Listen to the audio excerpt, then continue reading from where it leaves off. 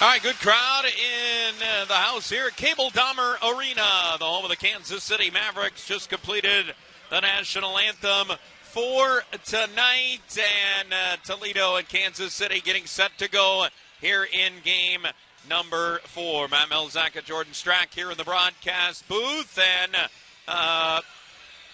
let's go ahead and take a look at our goaltending matchup for tonight, Jordan, and it's John Lethman going back-to-back for Toledo. First time that's happened in quite some time, but coming off a good performance on Monday. Yeah, certainly, especially the way he played in the third period. I thought in Game 3 really kept them in the game late and gave them a chance to win that thing. And then on the other side, it's Jack LaFontaine, who was outstanding in Game 2. He has a ton of experience, and they feel very comfortable when he's in the net. Yeah, he had 39 saves in that Game 2 victory for Kansas City.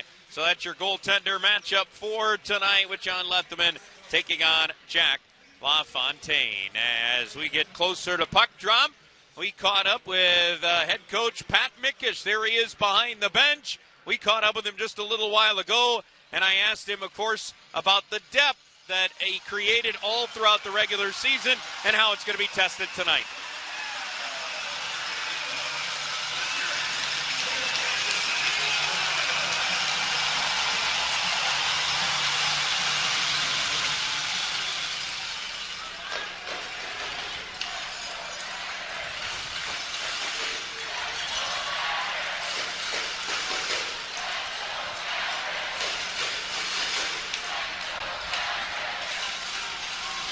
As we just get underway here in Kansas City, Toledo be traveling right to left here in period number 1, and a chance right in front is knocked away as Hawkins trying to feed it across the goal mouth to Brady Gilmore, who centers this line with Alexander Doucette on the other wing, as it's Kansas City to wing it out to center ice and all the way down into the Toledo zone. McCourt quickly flashes it out.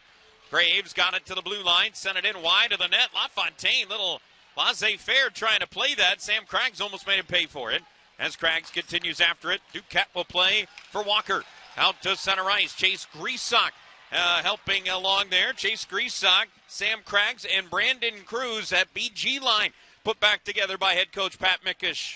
Yeah, they've been split up for a little while and back together again. I'm sure they're fired up about that. No question about it, as Kansas City gets their first time inside the Toledo zone, or a little over a minute gone here at Cable Dahmer Arena. And a pass out to center as Craggs coming to center. He'll fire it in right on LaFontaine, and Greasock's going to force him to hold it for a face-off. The other movement we talked about, obviously, in the open, Jordan, with the fact that you're missing Oren Centazzo, you're missing Trent Bliss tonight. Mitch Lewandowski not ready to go. So now you've got Keenan Wilms and Sawchuk that'll be together. You'll see Dalton Messina as well up the middle, and Jed Pietila will make his playoff debut at some point in this game, kind of being the seventh defenseman. Might slot in a little bit of forward if need be tonight. Yeah, I was talking to Pat Mickish a little bit ago about why Jed Pietila, and he liked his versatility. He's a guy who's been a forward basically his entire life until he got to college, so he can handle it. He knows what he's doing up there, and he can just slide back and play on D if they need him.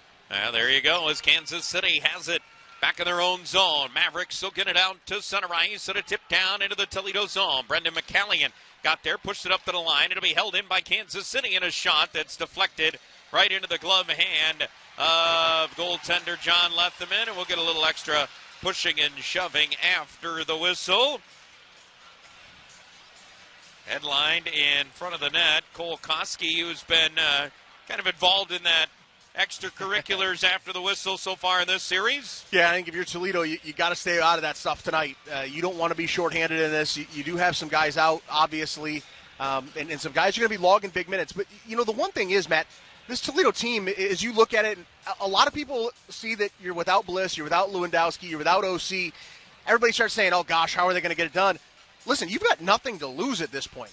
You just go play and see what happens. I actually kind of think this Toledo team kind of loves being the underdog for once. They're going to get a chance to go out and prove some people wrong, and there's something that could be galvanizing about that. Yeah, certainly. I've seen it many a time in my career. A team gets shorthanded, and you think, oh, man, you could have a cakewalk, and they go out and win.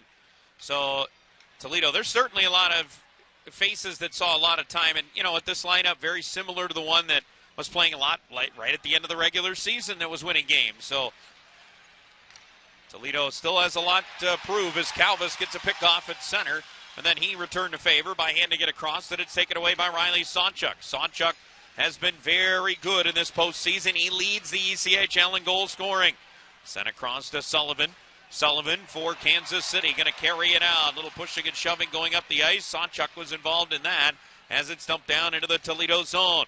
Pushed up the near side wall. Kansas City trying to keep it in. They won't. It'll come to center. Good hit by Doucette. And he takes a bump. Hawkins comes over with a hit.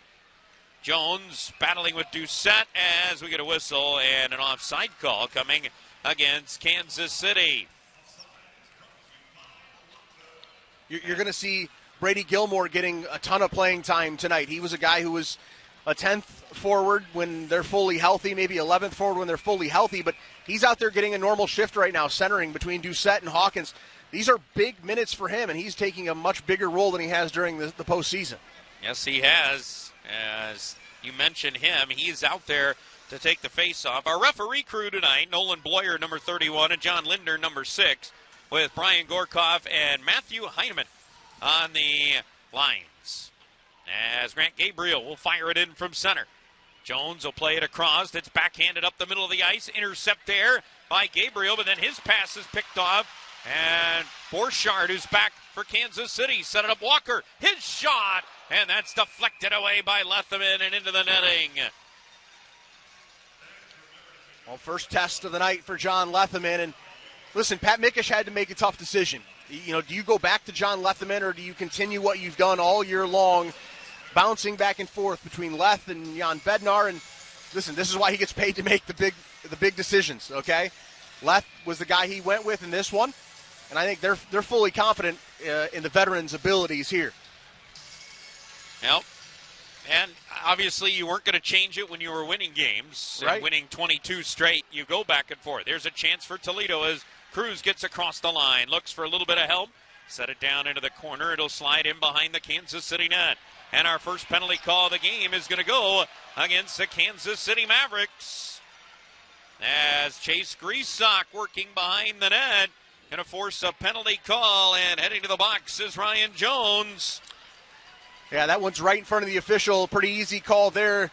Good job by the Walleye, getting in on the forecheck, get below those defensemen, and then go to work. Stick gets caught up in the feet, and Walleye have a big chance here to take an early lead. Yeah, they were expecting a sellout crowd tonight here at Cable Dahmer Arena. This building that holds around 5,800 is their sellout number. And off the draw, Toledo will control. They go to the man advantage with Sawchuk. Dumping it down into the corner for Craggs. Craggs set it rink wide. Riley McCourt was all the way down in the corner. He'll take it up near the line. Hands it over to Sawchuk. Gives way to Craggs. Craggs along the near side, battling there with Duquette. Puck went down into the corner. Jaremko couldn't come up with it for Kansas City. Doucette does. Plays it up to Hawkins. Top of the right circle. Watch there. Goes rink wide, and a chance for Sawchuk. That was denied by LaFontaine. Good look, Hawkins over to Sawchuk. They may try it again. No, Hawkins going to shoot. Save. Rebound was there, and it's pushed back up to the line. Grabbed there by McCourt. McCourt hands to Hawkins. Hawkins hits it across to Sawchuk. Back to the line. McCourt again to Sawchuk. From the left circle, he'll look. Goes rink wide. Wants Hawkins. Bounced off the wall. Brandon will settle it down there. He'll set it down into the corner for Craggs. Try to push it between the circles, and it's intercepted. Kansas City not out yet. It stays alive, and Hawkins' backhand pass was knocked away. Sawchuk has it. Down the near side wall. A little under a minute left. The power play time. It comes to the line of McCourt. McCourt will go rink wide to Hawkins. Toledo pressuring on this power play. Hawkins down low to Craggs. Craggs sets it to the line. McCourt. He'll fire a shot, and LaFontaine gloves it as Alexander Doucette was creating a screen. Well, the Walleye did everything but score, Matt, on this power play. A terrific job. The highlight, obviously, the Brandon Hawkins pass cross-ice to Riley Sawchuk. Just a terrific opportunity for the Walleye. And Sawchuk has been so hot, but LaFontaine did a terrific job sliding post to post. You almost just assume Sawchuk's going to score at this point, the way that he's been going. But a terrific first power play unit there for the Walleye. Have to be very pleased with that if you're assistant coach Brent Bain. Only man in the ECHL Kelly Cup playoffs with double-digit goals. He's got 10 coming into tonight. I like the way Brent Bain switched around that power play unit, didn't you? To add Sam Craggs there on that first unit. Alexander Doucette, let's get some let's get some skill, let's get some jam right up front with Craggs. And some bigger bodies in there as well, like Sam Craggs. Yep, there you go. Prapovessis at the line. He's got it. Set it over to Grant Gabriel. Grant Gabriel left circle, drops it down into the corner. Power play time with 25, now less to go in it.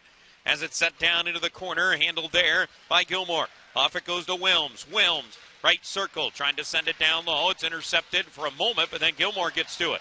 It'll be set to the line. Prapovessis off to Cruz. Cruz set it down low for Wilms. Looking out in front, Wilms. He'll go over to Gabriel. Gabriel gets it to Prapovessis. Prapovessis holds it there, gives way to Gabriel. Centering pass in front, and a tip by Gilmore went high and wide. Cruz will fire to the front of the net, and a stop there by LaFontaine.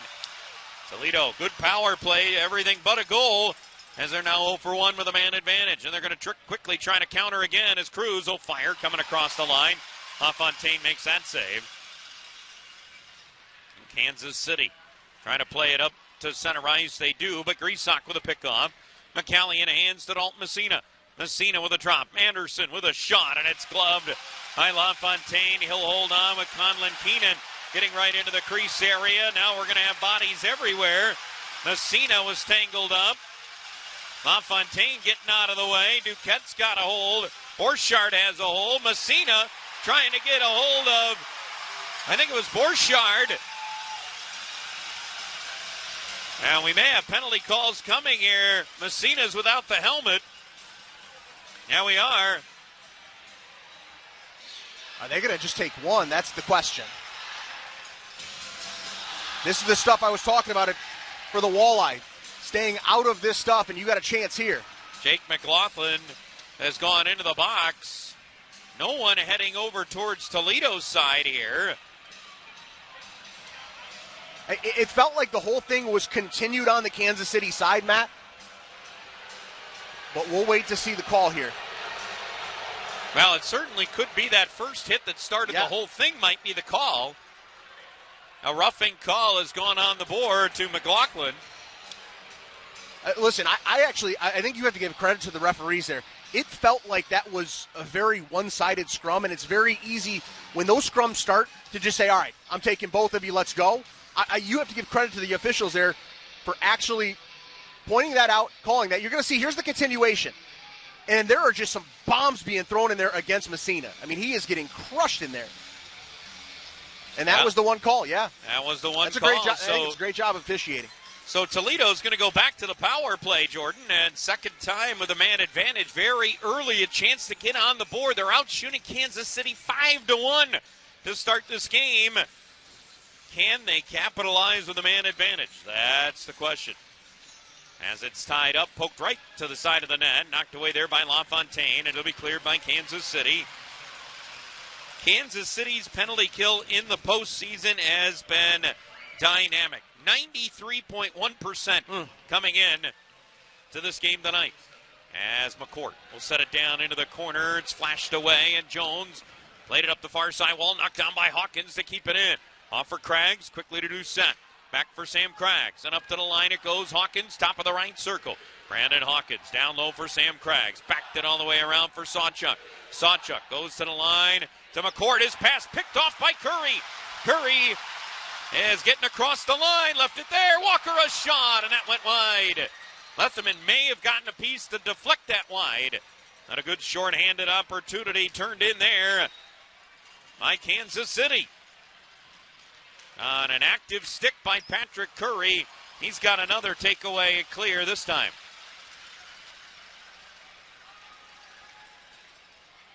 Puck all the way down the ice. And Mike Prapovessis will carry to center. He'll fire it in. LaFontaine came out, couldn't stop it. It'll get over to the far side corner. Flipped away there, and Kansas City's got it again. They're going to look to run. Out to center ice. And then, no, on the attack, then a turnover. This is going to allow Toledo a 2-on-1. Wilms goes rink wide. Gabriel back for Wilms. It got tipped, and he still missed it. He got a look for it, and he sent it wide. Couldn't even believe he ended up getting a shot attempt on that, but he did. Kick loose right in front of the net, and it's deflected away as Grant Gabriel right in front of the cage. Got a look there, but Theo Calvis Got the deflection out of play. Yeah, Matt, that last rush all started by a mistake on the Kansas City side. Sometimes you can get too cute with the puck. You got to get that puck in deep. But it led to a turnover coming back the other way. And it was a 2-on-1, Wilms and Gabriel.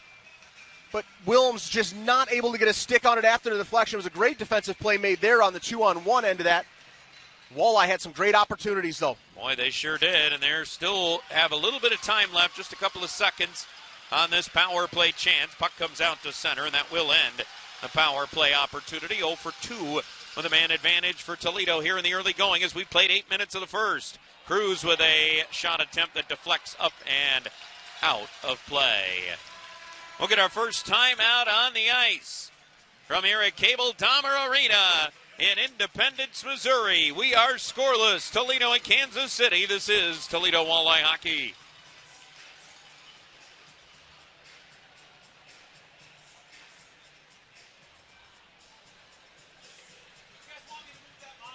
No.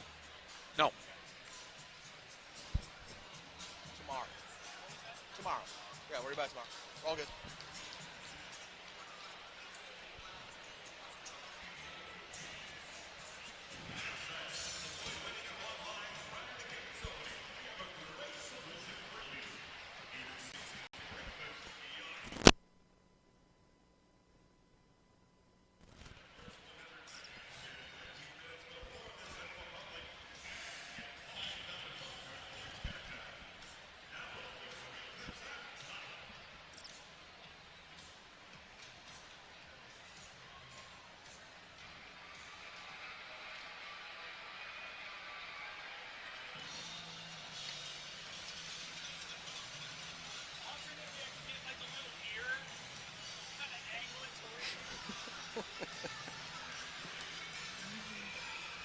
All right, we are back here in Kansas City.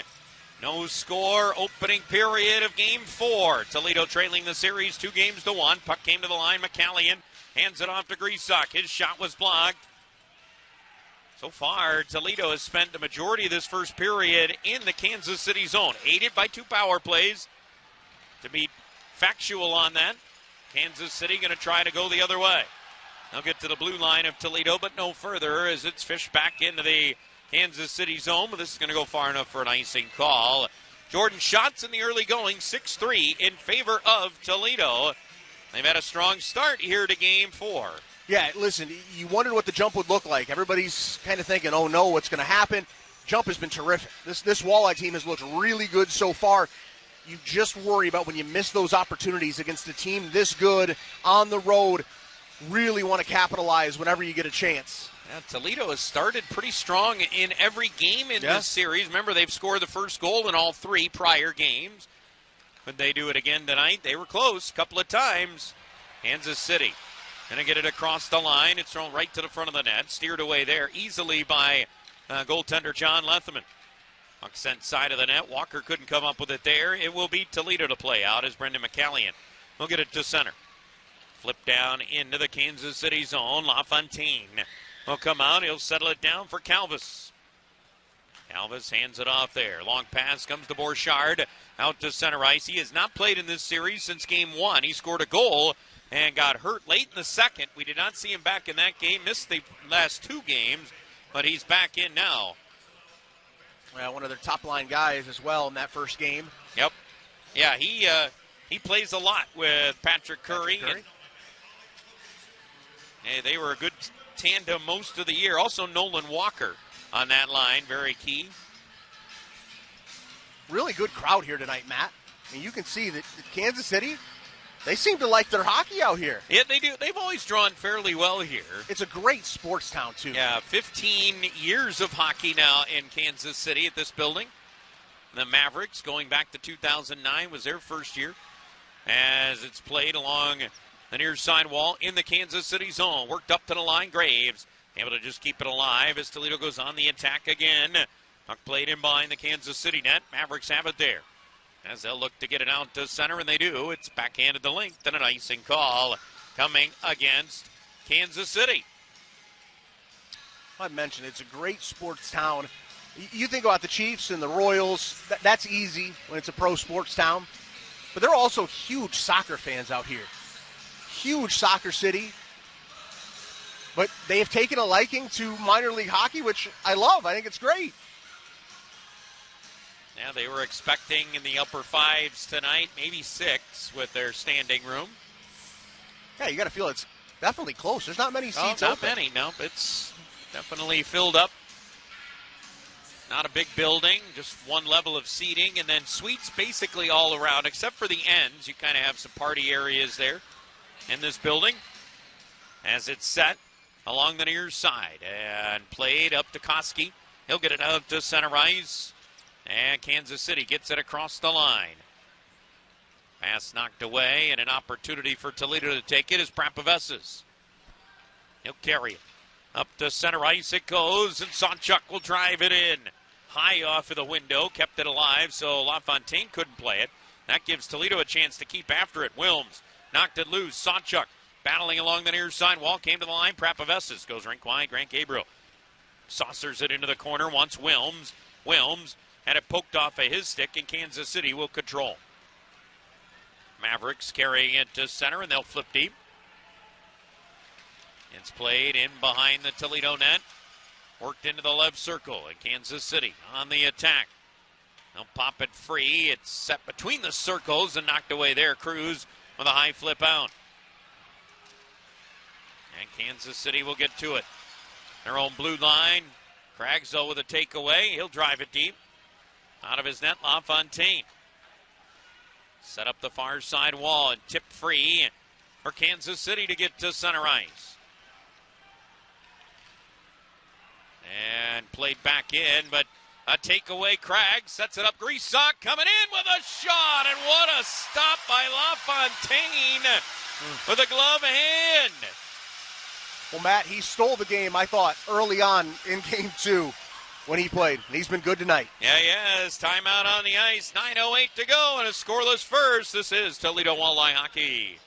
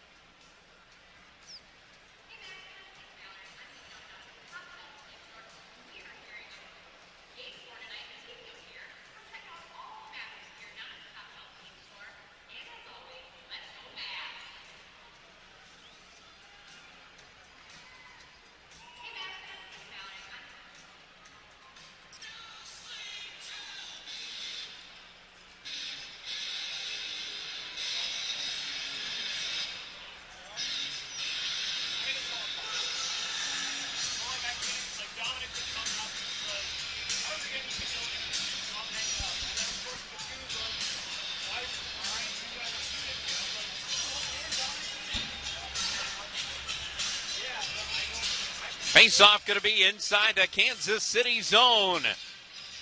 To the right of goaltender Jack LaFontaine. He has 7 saves already in the early going.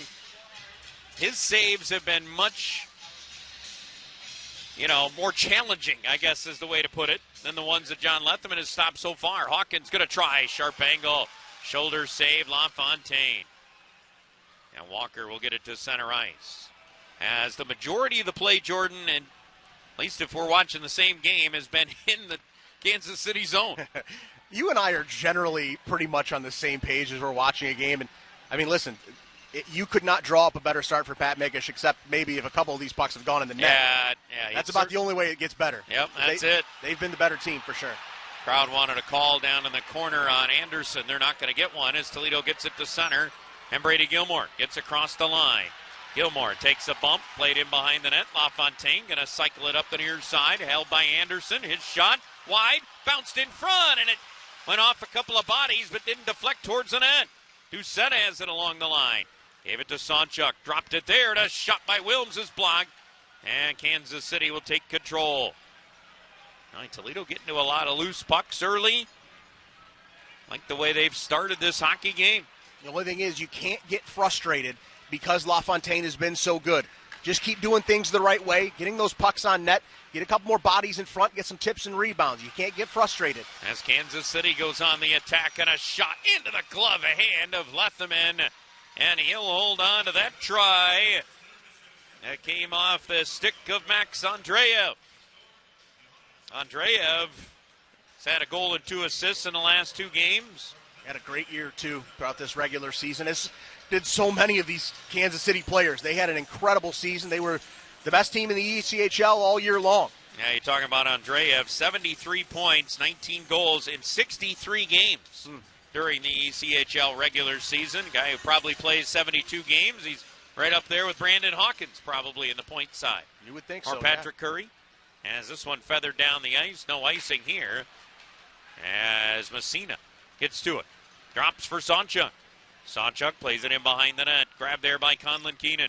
Keenan will bump it up to the line. McCourt with a shot. Messina was dropped in front. Puck goes off to the corner. Andreev able to poke it free. Came up the near side wall. McKenna with a pick off. He's going to go the other way. McKenna hitting it across the line. Put on the brakes. Dropped it off there. A chance for Andreev. Didn't realize he had so much open room. Pulled his way to the front of the net. Letherman held his ground. Boy, he was waiting for somebody to bump him. Nobody did. I don't think he realized. As you said, he didn't realize. He was the trailer. Nobody took him. Yeah, he could have walked right to the front of the net. You don't want 44 that wide open the rest of the game, I can assure you. Yeah, I'm sure that's a reminder that is going to happen right at the bench very quickly. On that Toledo side, as it's thrown all the way back down into the Walleye end. 6 and change left to go here in period 1. Walleye get it to center, and Griesach with a drive in. Craggs trying to dig for that. It's loose between the circles and played over to the far side wall. Popped down to center ice, and a chance to carry for the Mavericks as they're going to get across the line. Long pass across, and a good look there. We got a penalty call coming, going to be against Toledo this time, as Cruz will touch it up. First call of the game going against the Walleye will give Kansas City a power play look. Penalty going to go to Mike Prapavesis. Had a very strong postseason. Second among all defensemen in the ECHL playoffs with 8 assists. Still a little extracurricular going on back there. Sam Craig's having a bit of convo back there. Yeah, there's the hack right there from Michael Prapavesis. It's one of those things, as a defenseman, it's so hard to not do that. But the referees call that. When you get in on the hands like that, it didn't really disrupt or change the play. That was the only thing, is that it didn't really change anything. Yeah, but this is the difference when every game you're seeing a different set of officials. Everyone's going to call it a little bit different. And right now, Nolan Bloyer and John Lidner are saying, hey, we're not going to take any of the little extracurriculars here. So be mindful of that as you go forward. Kansas City to the power play. Walleye power play coming in was at 21.4. Kansas City power play at 18.2 in the playoffs. But Toledo's penalty kill, we talked about Kansas City's earlier. Toledo's 91.7% in this postseason. Outstanding, yes. As the Mavericks keep it inside the zone with Curry. They'll drop it off to Koski and back to Curry again. Right circle Curry. Fades down into the corner, watched by Sawchuk. Up to the line it goes to Koski. Koski dance past Keenan. Set it over left circle. Big blast at Letherman with a save there on McKenna. Oh, some stick taps from Leth over on that bench. That's a big-time save for the veteran goaltender, and it was a great job by Kansas City. It started in the corner with Patrick Curry making a very creative play, just kind of sliding down into that corner and then feeding it back out to the point. And then the one-timer coming on the other side, and Leth read that the entire way. Did a very good job to make that save and keep this game scoreless for now. Sawchuk will take the draw for Toledo to the right of John Letherman. Just picked up his 8th save. Boy, a sneaky lot of saves in this game for him. Hasn't felt like Kansas City's put that many pucks on the board, but according to the scorers here in Kansas City, they've got 8. Hey, Leth will take them. Yeah, I mean, yeah, from John Letherman's perspective, you love it. 8, but you're right, 8 probably does feel a little high at this point. Still a minute 35 to go, and the penalty to Mike Prapavesis. And Toledo remains short-handed. Face-off win for Kansas City. Koski will drop it off to McKenna. Left circle, back up to the line. Koski sets it up to Curry, right circle. They'll fade over to him quickly. Cruz does that. It'll battle along the wall. Curry trying to keep it alive. It does get down into the corner. Toledo's got to recover in a hurry as Andreev was going to the front of the net. They do. Forces the pass up the far side wall to McKenna. McKenna all the way down to the corner. Saucers to the line. Koski across. Curry, big blast, but he missed it well wide. Wasn't even in the right zip code that time. As Koski's got it. He'll set it up for McKenna. McKenna takes it up near the line. Let a shot go. That wristed wide. Puck loose side of the net. Curry trying to dig it out. Gets a little bit of help from Andreev to Curry. And across it goes. Kansas City still with a puck. In behind the net. They'll push it up to the line. Curry has it. Left the right circle. Put it in front of the net. Andreev looking for a shot. It was blocked. And it's cleared. Great job by that PK unit. They packed everything in tight. Kansas City tried to run a little give and go there with Curry. Down to the goal line and then back to the slot. And the Walleye did a really good job collapsing on that, not even allowing a shot off. Under 30 seconds to go in the man advantage time. We've gone under 5 minutes to go in the opening period. Kansas City across the line. They have it. And it gets across, off the stick and down into the corner it goes. Kansas City trying to keep control of it. They've got it over on the far side wall. It's circled up to the line. Held in there by Jones. Goes across, then a shot. That went high and wide. And the puck will get in behind the net. Power play time expires. Prapavesis out of the box. Toledo stops Kansas City's first try with a man advantage. McPherson able to keep it inside the zone. Pushed it all the way around to David Cotton. Cotton trying to hold it along the wall. Toledo will get to it. Prapavesis fresh out of the box. He'll get to the red line and backhand it deep. Got to be very pleased with the PK unit for assistant coach Alden Hirschfeld. They were really good there. Yeah. Against a really talented Kansas City power play. They have some firepower up there with those guys. Boy, they sure do. As Toledo has it in the neutral zone. Jed Pietila hitting it across the line. He'll send it wide. And Pietila out there right now along with Grant Gabriel on the D side. Centering pass in front and Grisak got a shot off, but it was blocked. And Karam's out of play. As we get a timeout on the ice. After Bradley Schoenbart with the block, put the puck out of play. No score. Closing in on the final parts of the period one. This is Toledo Walleye Hockey.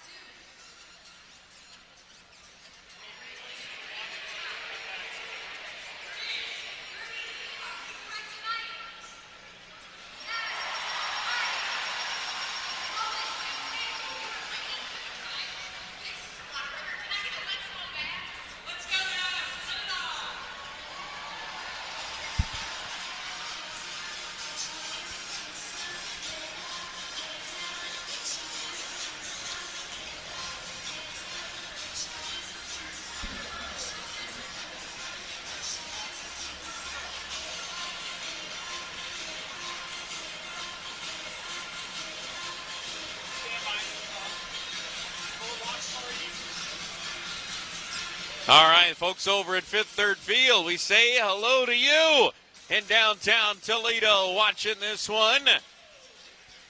The ballpark is looking good with those Walleye fans in there. We say hello to them as this game continues on. Good look, watch party going on. Listen, I love it. I'd love Walleye fans, man. There's a bunch that have made the trip out here and even more back home sitting watching. Wherever you're watching us, we appreciate you and thanks for tuning in tonight. Absolutely. Hopefully we can help you deliver a win tonight in Kansas City. Mavericks have it back in their own zone. Duquette. So far, it's been the PKs that have ruined the power play offenses in this game. 3 power play chances combined, nothing on the board. Scoreless game. Toledo in that last power play, though, for Kansas did not allow a shot. I thought they did a terrific job. I mean, they collapsed everything in, very tight in there in the slot, keeping almost everything outside, and it was a great job by the PK unit. But they've been good all postseason. Borchardt got across the line for Kansas City. Takes it in behind the net. Letherman looking as it goes into the left circle. On it there is Walker. Walker drops it off to Curry. Curry going to take it up near the line. Spins as he's being watched. Fired a shot. Lethleman didn't see it, but it deflected wide. He had no idea where that puck went. As Kansas City will back up with Doucette coming across the Mavericks line. Doucette takes a hit. Puck came over to the corner. Walker dropped it off there. Konepke handed it off, and it's carried to center by Jones. He'll get across the line for Kansas City. Mavericks will play it deep. Under 2 to go here in period 1. Craggs in behind the net. Set it across, then it's feathered out. Craggs hands it. Sam Craggs across the line. Set it Greasock. His shot well wide. Cruz after it over on the far side wall.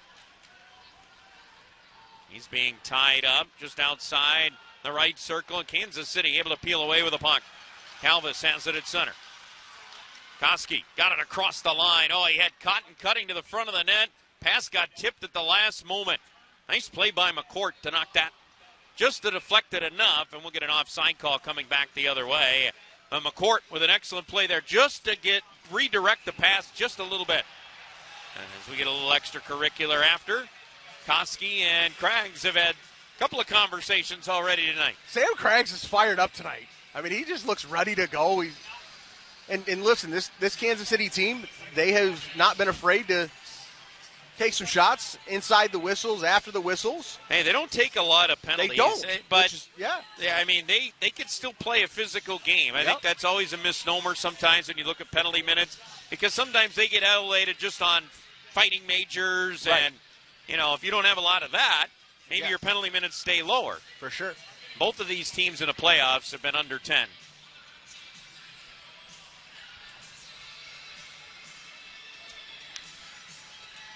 Conversation going on right now over at the Kansas City bench. Tad O'Had, their head coach, having a chat right now with Nolan Bloyer.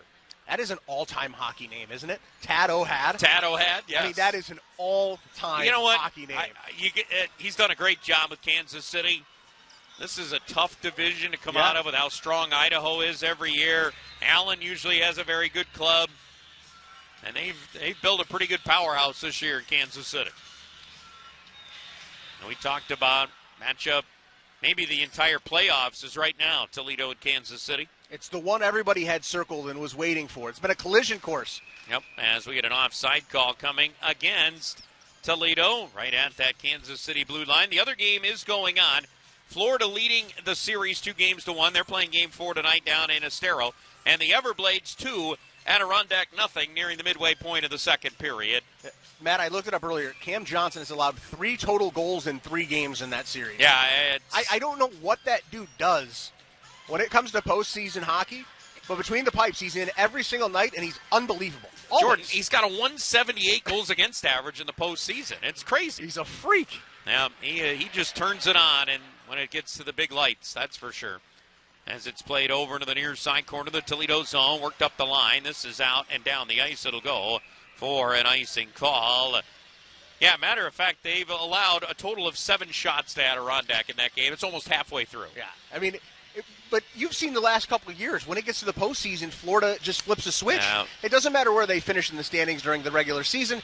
Their style of play just translates so perfectly to playoff hockey. And then when you have a great goaltender like that, it works. You know what it reminds me of? It reminds me of the old Colorado Avalanche, basically from like the 1990s area. Sure. That would always seem like they popped up because they were great right when it hit to the playoff time. And you'd have Claude Lemieux, and you wouldn't hear from the guy all regular season, and then he's the best player on the ice in the postseason. And guys you just hated to play against, Adam Foote. My God, there's just some guys you just hated to play against.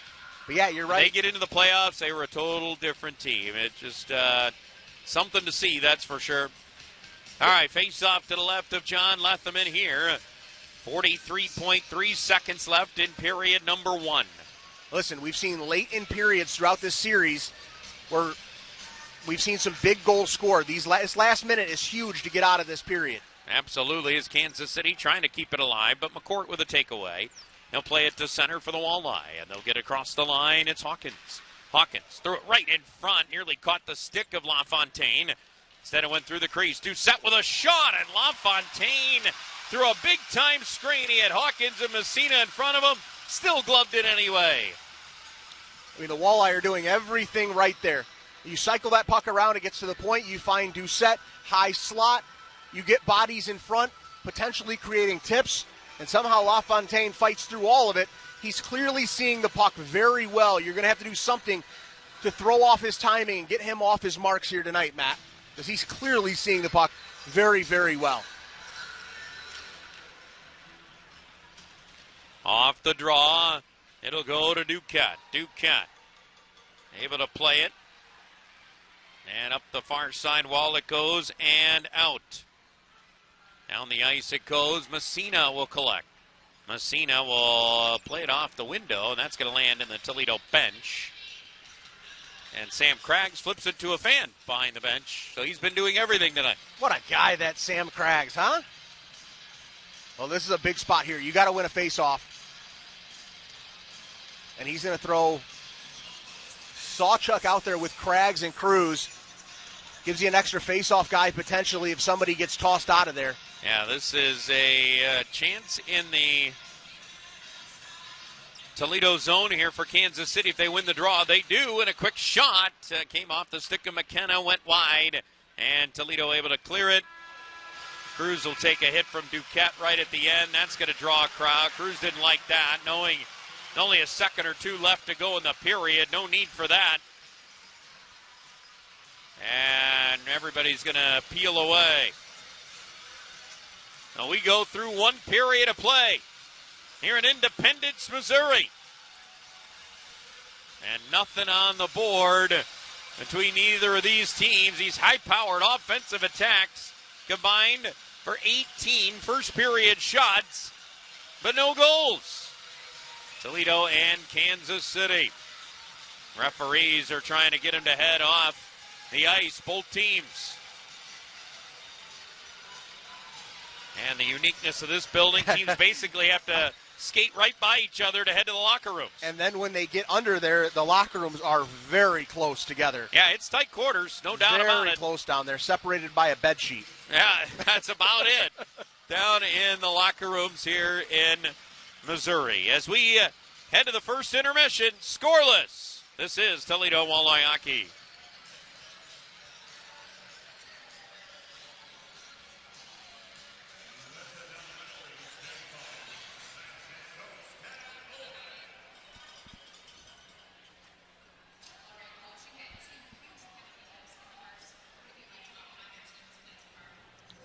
Even though he gave up 3 hits in his 2 innings, no runs across the plate.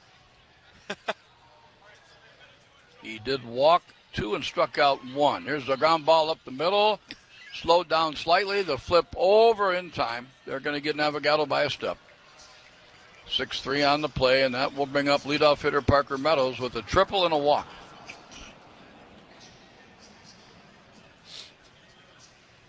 Now, Young came in the other night for 1 inning. I would think that's all he's going to pitch tonight, but we'll see now as Meadows steps in. And so far, Young has been in 9 games on his assignment, a record of 1-0. He hasn't given up an earned run yet. 9 innings of work, only 3 hits allowed, with 5 walks and 7 strikeouts, so nothing to write home about there. But the fact, and there's a shot into right field that will be off the wall, or will it get there? Well, not quite. The throw back in, City, Matt Melzak, and it will hold Meadows to a single. Jordan, that's a nice play out and right. Get a bit of a win Hines, there in that first period. Did not allow that ball to get to the wall. Better. So it's no, absolutely. I think there's some good, there's some bad. And that'll bring up I Ryan think you have to Belay be really with a sacrifice happy fly with the jump and the you saw strikeout from your guys. The power play looks really good. Not able to score. That game is in LaFontaine, the first if not intermission for him, in goal for Kansas City.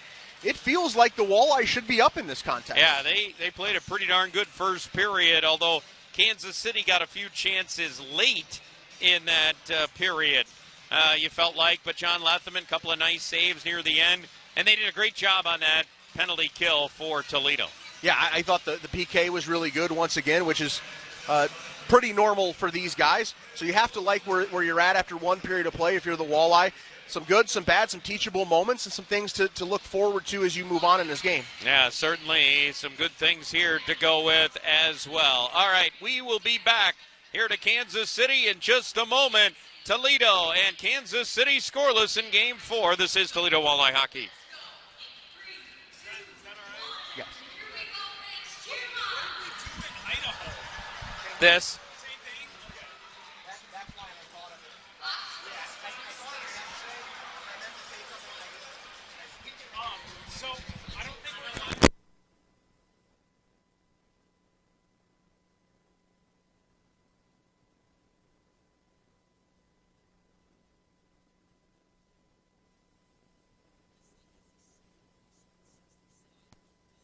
His sixth top 10 charting effort as one of one lands at number 2 this week. Morgan Wallen's One Thing at a Time is at 3. Future and Metro Boomin's We Don't Trust You is at 4. And Morgan Wallen's Dangerous, the double album, rounds out the top 5. Noah Khan's Sixth Season is at 6 this week. SZA's SOS is at 7. Zach Bryan's self-titled album is at 8. Benson Boone's Fireworks and Rollerblades at 9. And Beyonce's Cowboy Carter rounds out the top 10.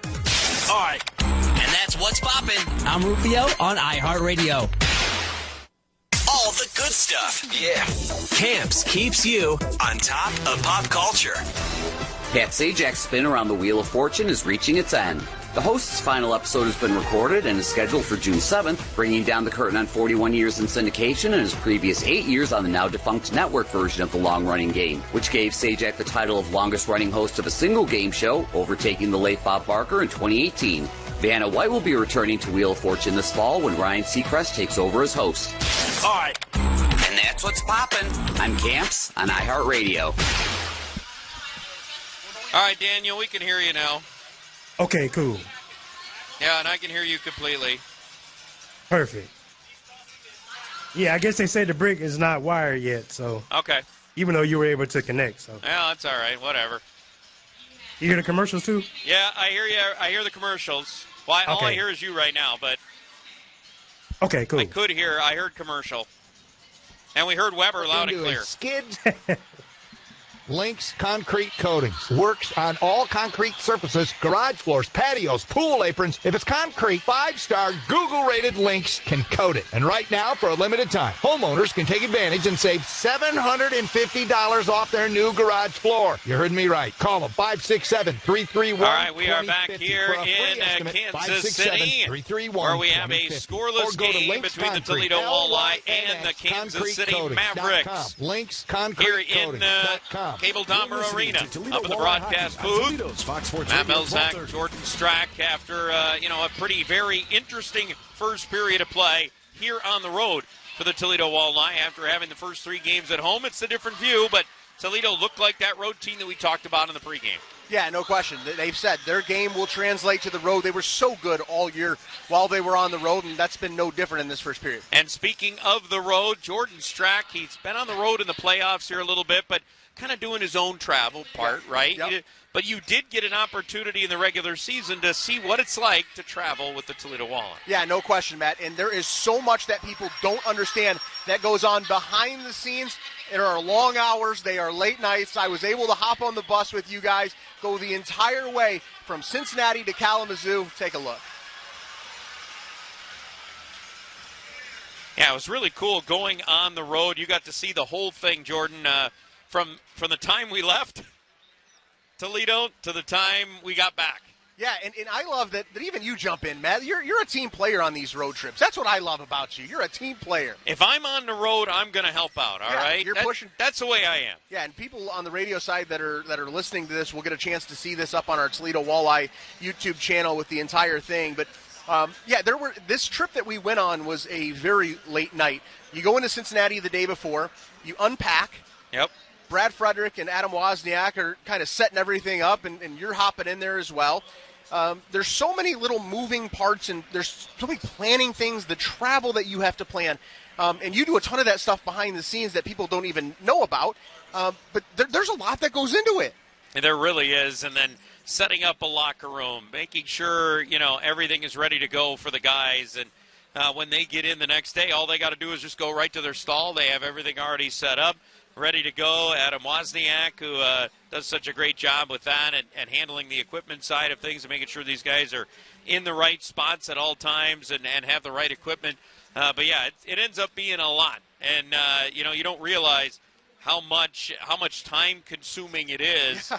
And how tired you can actually get after that. Yeah, listen, I mean, I'm going to be honest with you, man. After a couple of days on the road with y'all, I was exhausted. I needed a day. Yeah. You right away took one when you got back. You were like, hey, guys, I'm off the road. I need a break, all right? Yeah, I just thought it was so cool to be able to be embedded inside all of the video meetings, to be on the bus, to hear the conversations, to see how the guys kind of live their lives on the road. And, there are some little quirks. And this particular trip that we took from Cincinnati to Kalamazoo in mid-February, the snow's coming down. It's freezing cold. You're going from Cincinnati in the middle of the night, right after a game, directly up to Kalamazoo, arriving at the rink at 5:35 a.m., by the way, immediately unpacking the entire bus. The players get to the hotel. They get to rest. And then you guys are unpacking the bus immediately at 5:35 a.m., and then you finally get to go sleep at 6:30, 7 o'clock in the morning, and get a few hours before another game the very next day. Yeah, and I still remember that trip because I think I slept about 3 to 4 hours in the hotel. Because I'm that type of person, right? Yeah. So I probably dozed a little bit on the bus, help unload everything, and then when we got there, and then you go lay down in the hotel, you sleep maybe 4 hours, you get up. You have breakfast, you start doing your notes for the next day. That's just how I am. Yeah, but the people would never even know. Your call was flawless that day. It was a Walleye Road win in Cincinnati, and that was a Brandon Hawkins hat-trick night, which we've seen a few times throughout the years. And then going up to Kalamazoo overnight, they go up and, they struggled with Kalamazoo all year long. But this was one of those little quirky things that people don't think about when you see the numbers. And, okay, why are you struggling against Kalamazoo? Well, by the way, it's on the back end of a back-to-back weekend where you got into town at 5 a.m., you barely got to sleep, you wake up, and then you go play a hockey game right again. I mean, those are tough weekends. Nobody's making excuses, but they're tough weekends. Yeah, you don't realize that how far you have to go sometimes on overnights, and hey, yeah, we got the sleeper bus and guys can lay down, but even that, you're still, are you sleeping much? No, you found out? Yeah, no, it's hard. I mean, listen, it's hard. I tried to get I've got maybe an hour on the bus or so, an hour and a half. Pat Mikic gave up his seat for me on the way from Cincinnati to Kalamazoo. Can you believe that? I can believe it, actually, at knowing Pat now well enough. I could imagine that, and yeah. We did get into Kalamazoo, and it was freezing. Oh, man. That was in the low 20s. It was cold. It was snowing. A fresh snow, too. And that was the night that the Walleye fans basically took over Wings Event Center. They brought, a couple hundred people were there, strong for the Walleye faithful, which we see quite a bit. Yeah, and then you decided, hey, I'm going to put a mic on Matt tonight for this game. Hey, and you came to me right before, and the GoPro, and you said, hey, I'm gonna mic you up, and I'm going to GoPro you for this game, and I'm looking at you like, really? After all of this, you're going to do that? And what I love is that you had a polo on, and you were showing off the pipes, and we had a great shot of it. All those workouts are paying off, Matt. Every now and again I do hit the gym. So once in a while, it's actually dad strength now. That's what it is. Yeah, so that's what it is. Yeah, you know all about that. But yeah, what a process it was, and a great time. Glad to have you on the road. Yeah, just such a fun process to be a part of, Matt, and be able to go on the road, be embedded the entire time, and show every single little step. Now, there's going to be a longer 10 or so minute version that's going to come out on our Toledo Walleye YouTube channel. We're hoping to get that up by next week so everybody can go and see the full extended cut of what we did on the road. But that was a lot of fun. I'm glad you got to experience it because now you understand what we go through. It is, and you have a total new appreciation for what goes on. It is a grind in the ECHL. These playoff trips, I get to fly out to Kansas City. It's kind of nice. We get a little bit of time. You're in the same spot. You're not bussing here and there, everywhere. Yeah, people don't realize how much and how taxing that certainly is. Stay with us, though. When we come back here to Kansas City, Jordan and I will run through the highlights and talk about that first period of play, a scoreless one here in Kansas City, Independence, Missouri. It's the Western Conference Finals, Game 4. This is Toledo Walleye Hockey. All the good stuff. Yeah. Camps keeps you on top of pop culture. It was over 13 years between the releases of Tool's 2006 album 10,000 Days and its follow-up Fear Inoculum in 2019, but frontman Maynard James Keenan is promising that it won't take that long before their promised sixth studio album is out. In a recent interview, the singer opened up about the reasons behind the delays, explaining, quote, Tool is a more complicated beast with lots of egos and lots of other things going on in our lives. But all the creativity's there, the songs and the ideas can flow, and the arguments ensue. Keenan also added, quote, we have this very selfish approach to art. It's our rules. When you start trying to make people happy, you're losing yourself. You're losing that burn inside of you of why you do what you do. And while Tool is on tour in Europe for a number of late spring and early summer dates, bassist Justin Chancellor shared that the quartet was planning to start recording new music this spring. Updates are posted on their website, toolband.com. All right. And that's what's poppin'. I'm Camps on iHeartRadio. Hawkins with a steal and a shot. The Walleye Run for the Cup is on now. Get your playoff tickets today to cheer on the Toledo Walleye as they battle for the Kelly Cup. Kosa the save! Be there for every thrilling moment inside the Huntington Center. Green will send it in front. They score! Tickets are available now at ToledoWalleye.com or by calling 419-725-9255. I can actually see that clock out of the corner of my eye. You want him to tell you when it's down to like 2 minutes? When it's down to 3 minutes. Zach, when that clock hits 3 minutes, when it hits 3 minutes, let me know. Let me know when that clock hits 3 minutes.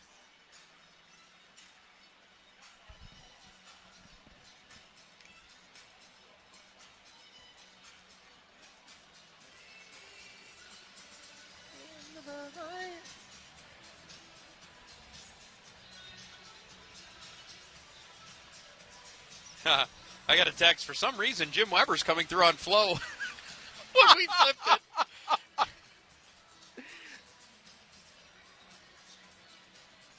Yeah, Brady texted me.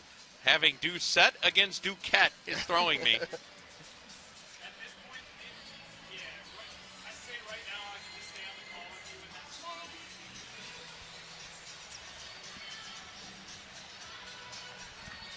Have we shown a bump shot yet? Watch party. Good. All right, back here in Kansas City, we say hello again to the folks, the watch party. Fifth Third Field on the big screen. We say hello as we welcome you back here inside Cable Dahmer Arena. Matt Melzak, Jordan Strack. Jordan, let's get into the highlights from that first period of play. No goals on the board. But, boy, were there some pretty good chances, and it felt like Toledo was in a good spot with the way they were pressuring Kansas City, especially early. Yeah, and it led to a power play early on with Chase Grisak, a good job on the forecheck. And, you know, John Lethman wasn't tested a ton, but when he was up to the test. I thought the Walleye certainly got the better of the chances early in this thing. LaFontaine in goal for Kansas City has been a load. He is terrific, and he's probably the lone reason that Kansas City is not trailing in this. Yeah, let's take a look at the stats from that first period. Shots were 10-8 in favor of Toledo. I think if you looked at the scoring chances, they might be 2-1 in favor of Toledo in that first period. Yeah, especially the grade A's for sure. I think the better way for the Walleye. I love what they're doing. Got to keep it up now for 40 more minutes. Yeah, we'll see if they can do it as well in period 2 and hopefully get something on the scoreboard as well as we return to Missouri in just a moment. Game 4 continuing in Independence. This is Toledo Walleye Hockey. All the good stuff. Yeah. Camps keeps you on top of pop culture. More than 15 years and 2 reboots after 2007 Spider-Man 3, director Sam Raimi is commenting on the rumors that a 4th film in the series is in the works. The talk has been around for years, but it kicked into high gear with Tobey Maguire's appearance in 2021 Spider-Man No Way Home, along with fellow previous web-slinger Andrew Garfield. Also around that time, Raimi had expressed openness to reuniting with Maguire and Kirsten Dunst for another installment. At a recent appearance at WonderCon, Raimi elaborated further, reiterating his willingness to get the band back together and noting that, after he directed 2022's Doctor Strange in the Multiverse of Madness, he has what he describes as a good relationship with the Marvel Cinematic Universe, but noting, I don't know what their thoughts are about that. I haven't really pursued that, but it sounds beautiful. Currently, a new film in the Tom Holland Spider-Man series is said to be in development, but nothing has been officially announced. All right. And that's what's poppin' on Camps on iHeartRadio. Hawkins with a steal and a shot. The Walleye run for the cup is on now. Get your playoff tickets today to cheer on the Toledo Walleye as they battle for the Kelly Cup. Kosa the save! Be there for every thrilling moment inside the Huntington Center. Green will send it in front. They score! Tickets are available now at ToledoWalleye.com or by calling 419-725-9255.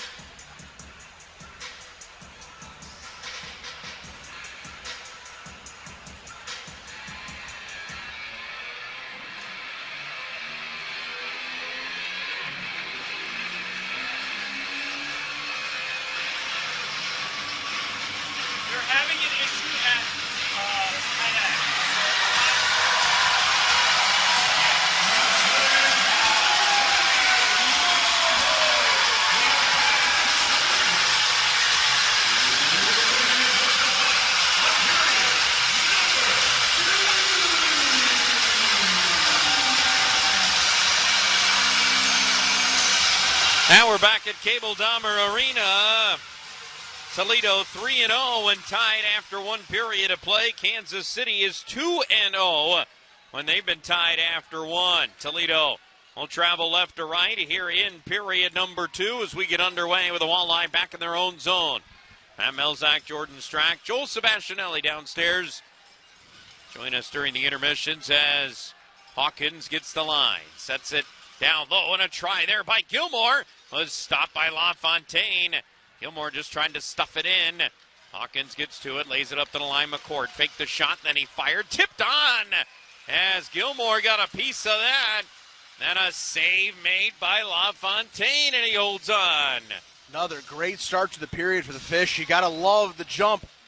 The way that they have come out and attacked this game tonight has been terrific. Everything you would have hoped for. Now you just got to bury one. And you can't, as I said early in this game, Matt, it's so easy to get frustrated when the puck's not going in. Just keep after it. Good things are going to happen if you just keep after it.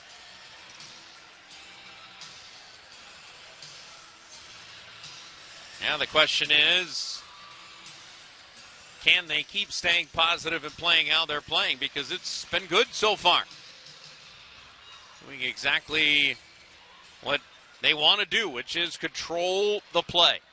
And they're going to have to go back into their own end. Sam Craggs will get to this puck. He'll carry it. Craggs looking to get it out to center, looking for Greasock. It's tipped over to the near side wall. Grabbed there by Kansas City. Mavericks will get inside the Toledo end as they'll look for it. Schoonbart trying to knock it free, but it's Prapovessis to play, and away to center it goes for Craggs. Craggs got it across the line. Intercept there, Kansas City. Mavericks have it. Long feed. Schoonbart with a tip, but it doesn't matter. He was on the Kansas City side of the red line, so an icing call. Bring a face-off all the way back in the end to our right. And you got to think from a Walleye perspective, there are so many lines that have been shifting. You're playing with guys that you really haven't played a bunch with. That Gilmore-Hawkins-Doucette line, those three guys have never played together before tonight, ever, in their lives. So it's going to take some time, but it feels like because of the systems and the way they're so unselfish, they have picked it up very nicely. But that's happening with a lot of guys playing with the guys for the first time here tonight. And sometimes when you switch it around, Jordan, you get a little extra boost. You know, you get a little extra jump. You want to do well for the new guy that you're playing with on a line, and it showcases itself every now and again. And so far, it has worked for Toledo. Leatherman to play it and sends it over to McCallion. McCallion will just give it a high flip out. This will land softly in the Kansas City zone. Wilms to chase after it there. Takes a bump as he battles for the puck. It'll get over for Kansas City to gather in. Up the near side wall they go, and it's tipped out to center. with some speed to center ice. It's brought across the line by Jaremko, but Doucette with a nice defensive play to knock it loose from him. When you talk about playing a 200-foot game, that's exactly what you want to see from your forwards. Back checking like that, that's a great play defensively for Alexander Doucette. Yeah, doing a great job there.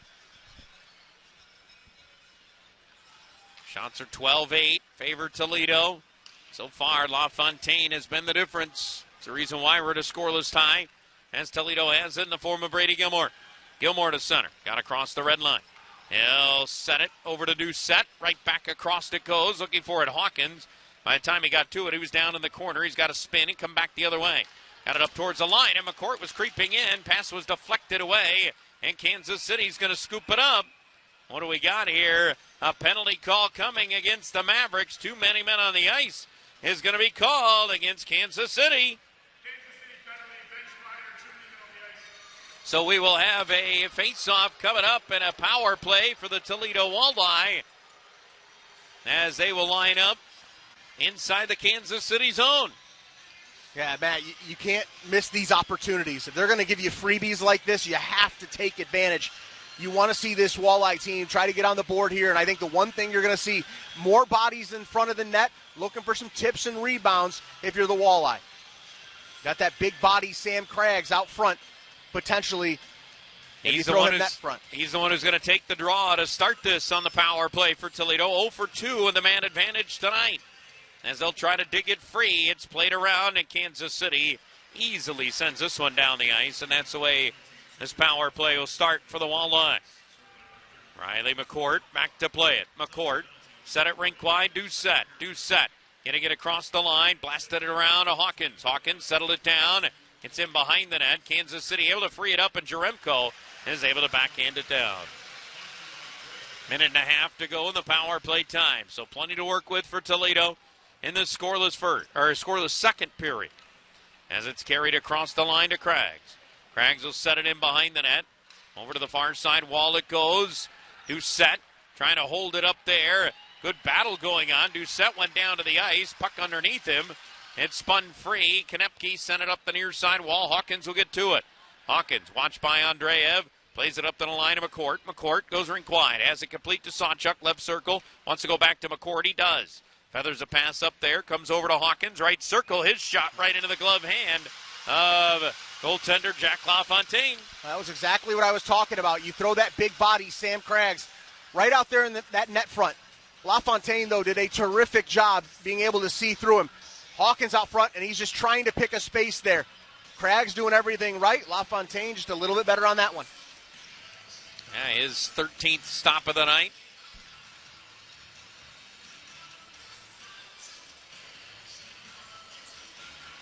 Face-off will be to the left of Jack LaFontaine. Has a couple of games in his career in the National Hockey League. Up with Carolina. To his credit, and off the draw, Curry will carry it out to center ice. Kansas City, they will look to go short-handed.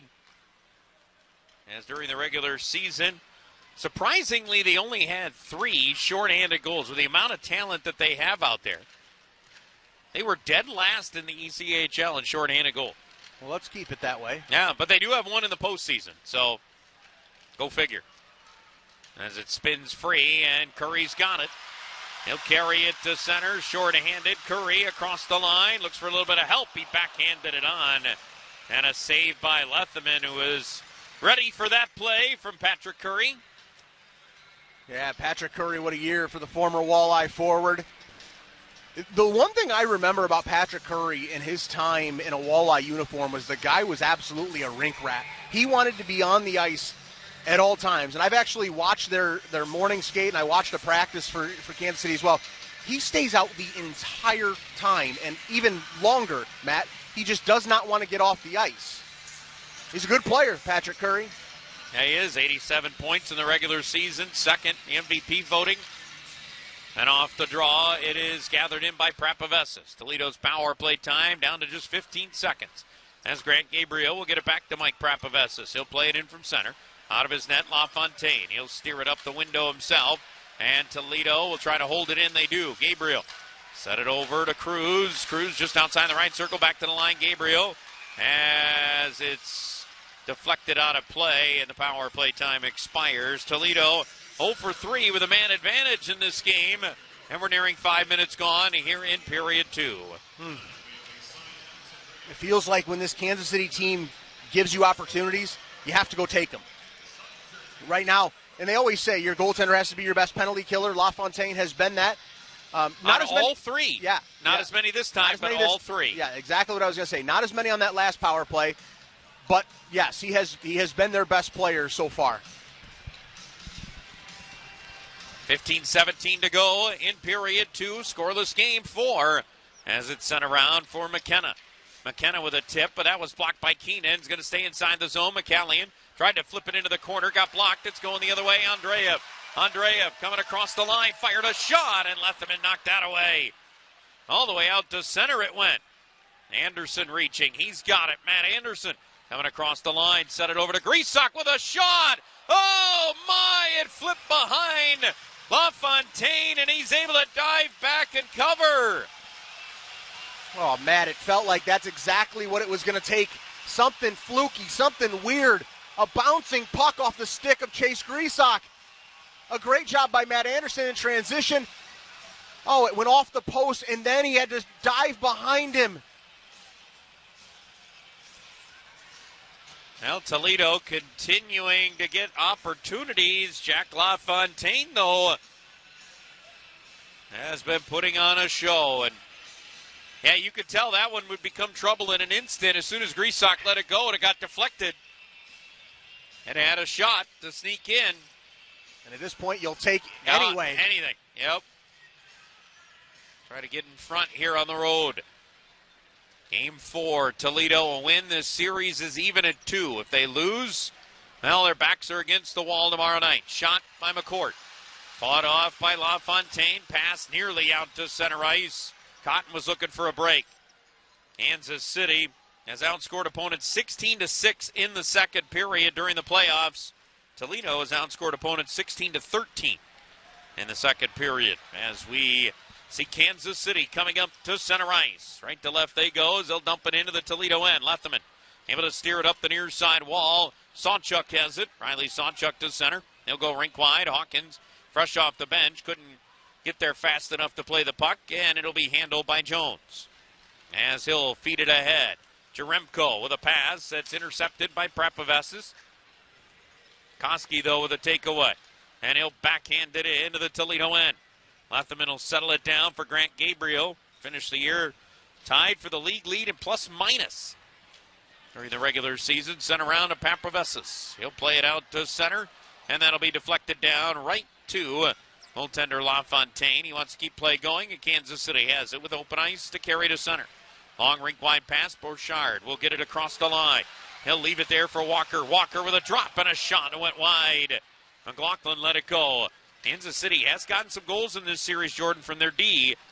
You think back, just even in Game 3, Konepke had 2 goals.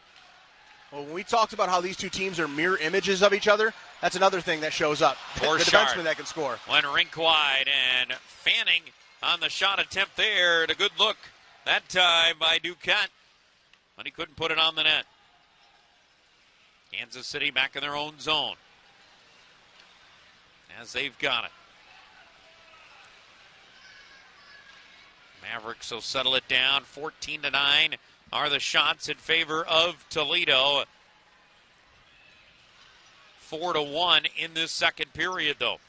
As it comes up to center, Anderson knocked it down. Toledo has it. Keenan coming across the line. Keenan trying to go wide, drop down into the corner. Puck played along the near side board and handled by Kansas City. Here they come up to center ice. It's flipped across the line. Sullivan couldn't grab it, and it'll bounce all the way down. Toledo unable to get control of it. Kansas City's got it. Backhand pass went wide. McPherson all the way in from his deep position. Set it, and Nockbar threw it in front. It got deflected all the way up to the line. McLaughlin has it. He'll fire a shot, and that's steered away and up into the netting. Deflected, I think, off of Jed Pietila.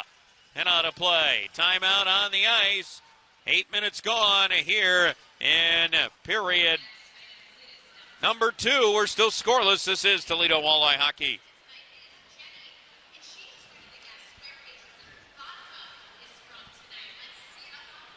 Keane's lost a blade.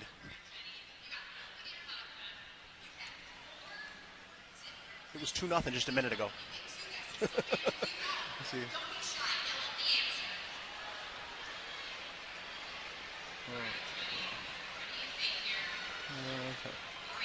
Literally 3 goals in 2 minutes and 3 seconds. What?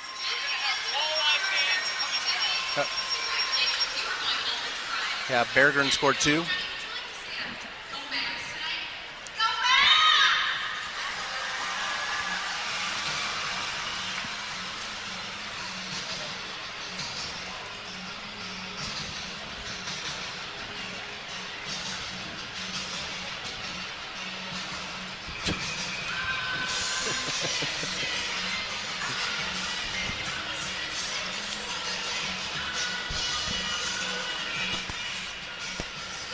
All right, back here in Kansas City, you know there's going to be some Walleye fans here. They'll be here this weekend cheering on their Toledo Walleye. Any chance they get. They don't need an excuse for a road trip. They'll take any chance they can get. I love it. It's about a 10.5-hour drive if you're driving quickly? If you're driving quickly, you can get here in 10. 10? Okay. Yep. Yeah, but if you map it out, it's right around 10. If you're in a bus, it's going to take you 11. Just to let you know. All right. Long pass out to center just in case you decide to bus back. As it's played around into the Toledo zone. Walleye unable to clear it out. It's held in by Kansas City. And what do we got here? We got one of the Mavericks down, maybe? Yeah, it was a hit over on the board by McCourt. I don't think there was anything dirty. It was Andreev that's down, which is one of Kansas City's best players. Yeah, he's up right now. As Graves has a little chat out at center. Skonbart. Andreev heading back to the bench. I don't think we got a penalty call out of that. Nope, there was nothing called. They blew the play dead once the Walleye had control down there. But interesting to see where they're going to take. I think they're going to take that face off outside the zone. Is I think probably the main discussion here is to see if they're going to. Yeah, the linesman's already set up outside the Toledo blue line. But yeah, it was a good hit. Not a hard one though from Riley McCord, who can deliver that. You know, we talked about the fact he likes to mix it up. He's very vocal out there, but he can deliver some hits. I feel like he's played a really strong game here tonight. I think he's been terrific. I saw him before the game coming out of the locker room. It was about as locked in as I think I've ever seen him. Had the AirPods in, and he looked just totally focused, locked in early on a couple hours before puck drop here tonight. We remain scoreless in Kansas City. And Jaremko trying to get it for Kansas City. It'll bounce back into the Maverick zone with 8.5 gone in period 2 of a scoreless game. Toledo and Kansas City. Cotton got it across the line for the Mavericks. He'll slip it in behind that Toledo net. Bumps into Graves. McCourt has it. McCourt will take a bump, but got it up the far side wall to Griesach. His pass a bit wide, and it'll be picked up by Kansas City at center. They'll take it right along. They're right in front of their own bench, but it's pushed back to the Mavericks line. And they're on it. As Nolan Walker goes back into his own zone to play it. He'll set it up. Kansas City to center. Curry. One-handed it ahead, but it got picked off by Cruz. And it's back for Graves to play. Again to Cruz. So we near the halfway mark of game 4. Cruz with a little spin. He'll saucer it ahead. Sawchuk couldn't play it. And it'll be Kansas City's turn. They have it with Curry. Curry set it in. Chasing down into after it was Walker. Spun it free, but it'll be Wilms who will pick it up for Toledo. His pass gets out to center. Sawchuk looking for it. Got it across the line, but whistled down. Offside call going against the Walleye. And we've really settled into a defensive struggle tonight. Well, we thought this might be the case for this on the Walleye side tonight. You're going to have to play a very strong defensive game, knowing you've got 3 of your top forwards not playing here tonight. Other guys have chipped in, and everybody's played well.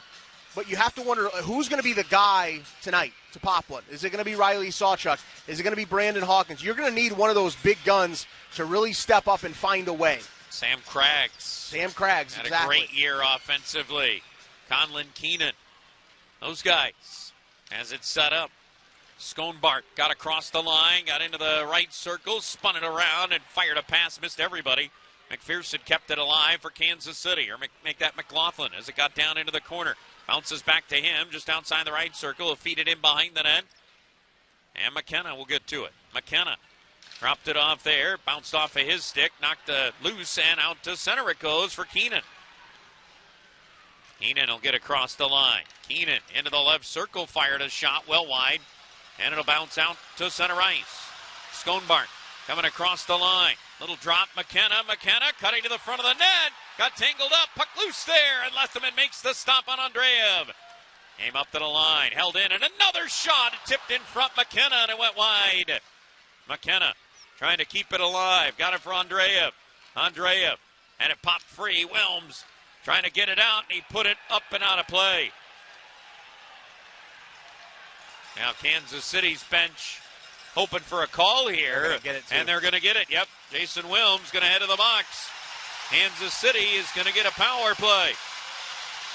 Yeah, Wilms was tired at the end of a shift, but I thought that puck, Matt, I thought it went into the bench area. And delay a game call, though, going against Jason Wilms. We got a timeout on the ice. We'll take one as well. We're scoreless. Halfway through game 4, but a power play coming for Kansas City next. This is Toledo Walleye Hockey.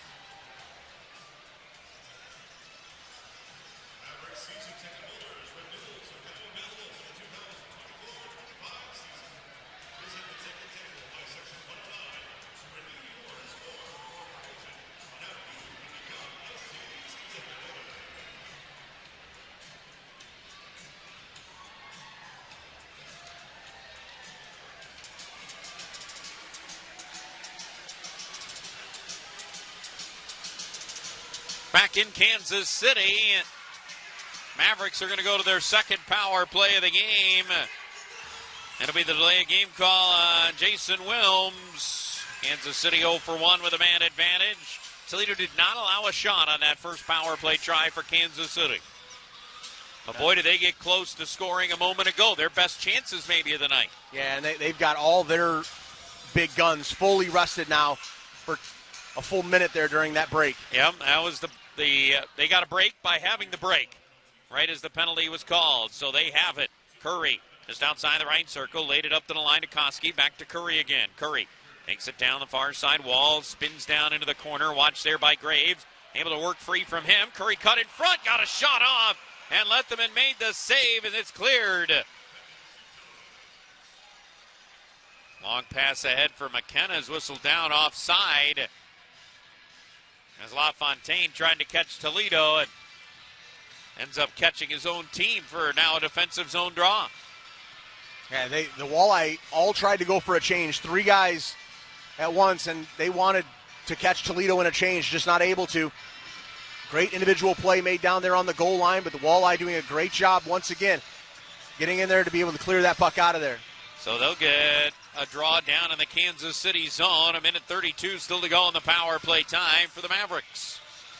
8:51 remaining in this scoreless tie. Face-off won by Toledo. Anderson will just lay it back to Prapavessis as Toledo will take off as much time as they can. Prapavessis will fire it down the ice. You know what? That face-off win just cost Kansas City almost 20 seconds. Yep. Big face-offs can be so critical. Every little thing. Toledo's done very well in this series. They won the face-off battle every game in Toledo. And it looks like they're doing the same here. As a minute to go in the man advantage for Kansas City, they've got to bring it again to center ice. Here they go. Pass gets across, and across the line it goes for Kansas City, but an errant feed. Craggs has it. He had Cruz out to center ice, but couldn't get him the puck, and then Anderson trying to race past Curry.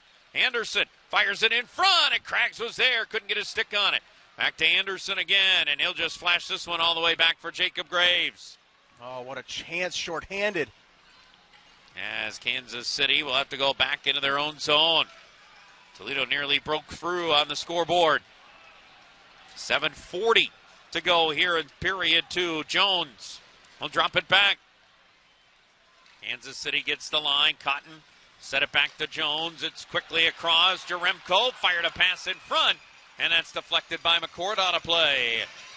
Sticks and lanes, Matt, those little details in your own defensive zone, especially while you're killing a penalty. Riley McCourt has been outstanding tonight. One of the best games I think he's played. He's been extremely active, and I know how frustrated he was, especially after game 1. He has bounced back quite nicely, and he's playing one heck of a game right now. You got a big face-off coming here with 7 seconds left on this power play.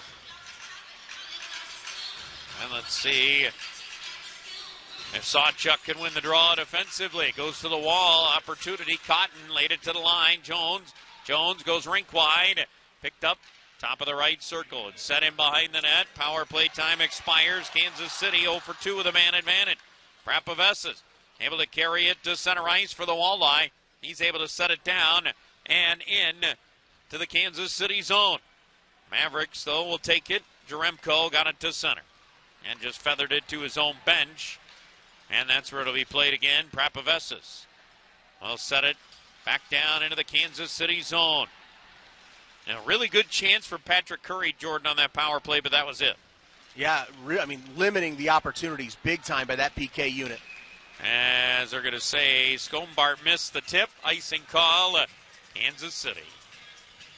Face-off will go all the way back the end to our right. How about the fact that we are down to 6:42 to go here in period 2? Combined, we have a total of 27 shots. Yeah, everybody's kind of packing it in here. These tight playoff games, you just don't know what to expect. But everybody right now getting to that point where the first one's going to be huge. It almost feels that way. That scoring obviously is going to be at a premium tonight. McCallion has it at the blue line. Set it in behind that Kansas City net off a face-off win for the Walleye. Gilmore bounced it in behind the cage. It's sent up the near side wall, grabbed by Matt Anderson. He'll keep it alive. Over to Hawkins, fired a shot, fought off there, big rebound, and diving out, where is it? It's still loose, and finally it is covered long enough. A little extracurricular going on after LaFontaine kept it out somehow. Well, Brendan McCallion did a great job crashing in. He saw that puck loose. He comes diving in there. A great tip out front. That's what it's going to take, something like that. And then a couple cross checks to the back of the head there of Brendan McCallion. Wow. But there was actually a really smart hockey IQ play here that I don't think anybody else in the building is going to notice here. Maybe I'm giving myself too much credit. But Brandon Hawkins actually, he skated back to that defensive position when McCallion crashed down, just so this faceoff was going to stay inside the zone. If both of the defensemen had gone down in there into that scrum, the faceoff would have come out to the neutral zone. But Hawkins did a great job jumping back to that D spot, making sure the officials did not take this faceoff outside the zone. And he's in a spot, if Gilmore can win the draw, back to him. Instead, it goes up to Anderson. He'll keep it alive. Off to Hawkins, but then it's pushed past and out. Yeah, you have to make a lot of those smart plays, and Brandon Hawkins did that just a moment ago. Didn't work out for Toledo to get a good scoring opportunity. However, still, you always got to keep doing those plays. Hawkins with a steal at center. Puck played in behind the net. Kansas City trying to dig it out, but it's Gilmore. Set it over for Doucette, and up the wall it goes and pushed out. This is going to go past McCourt. Down the ice, and icing call coming against Kansas City once again. Bring another faceoff back in the end to our right. There have been a lot of good things that have come out of tonight's game. Jack LaFontaine is right now the number one star on the ice. Yes, 100% he is. You just have to find a way to get one past him and feel a little bit better about yourself. Off the draw, it'll be whistled down. They're actually gonna push Sam Craggs out of the face-off circle, I think. Yeah, they are. Brandon Cruz will have to step in to take it.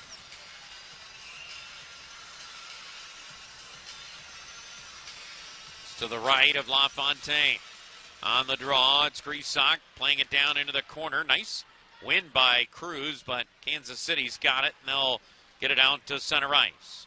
McCord able to knock it away. Cruz got it across the line. Craggs will be the first one after it. Sidestep to check, try to put it right into the crease, and LaFontaine has it covered. When Cruz got there, it looked like he'd have a slam dunk. But LaFontaine again, closing the door. Now we got a timeout on the ice. 5:21 to play. Second period. We're still scoreless. This is Toledo Walleye Hockey.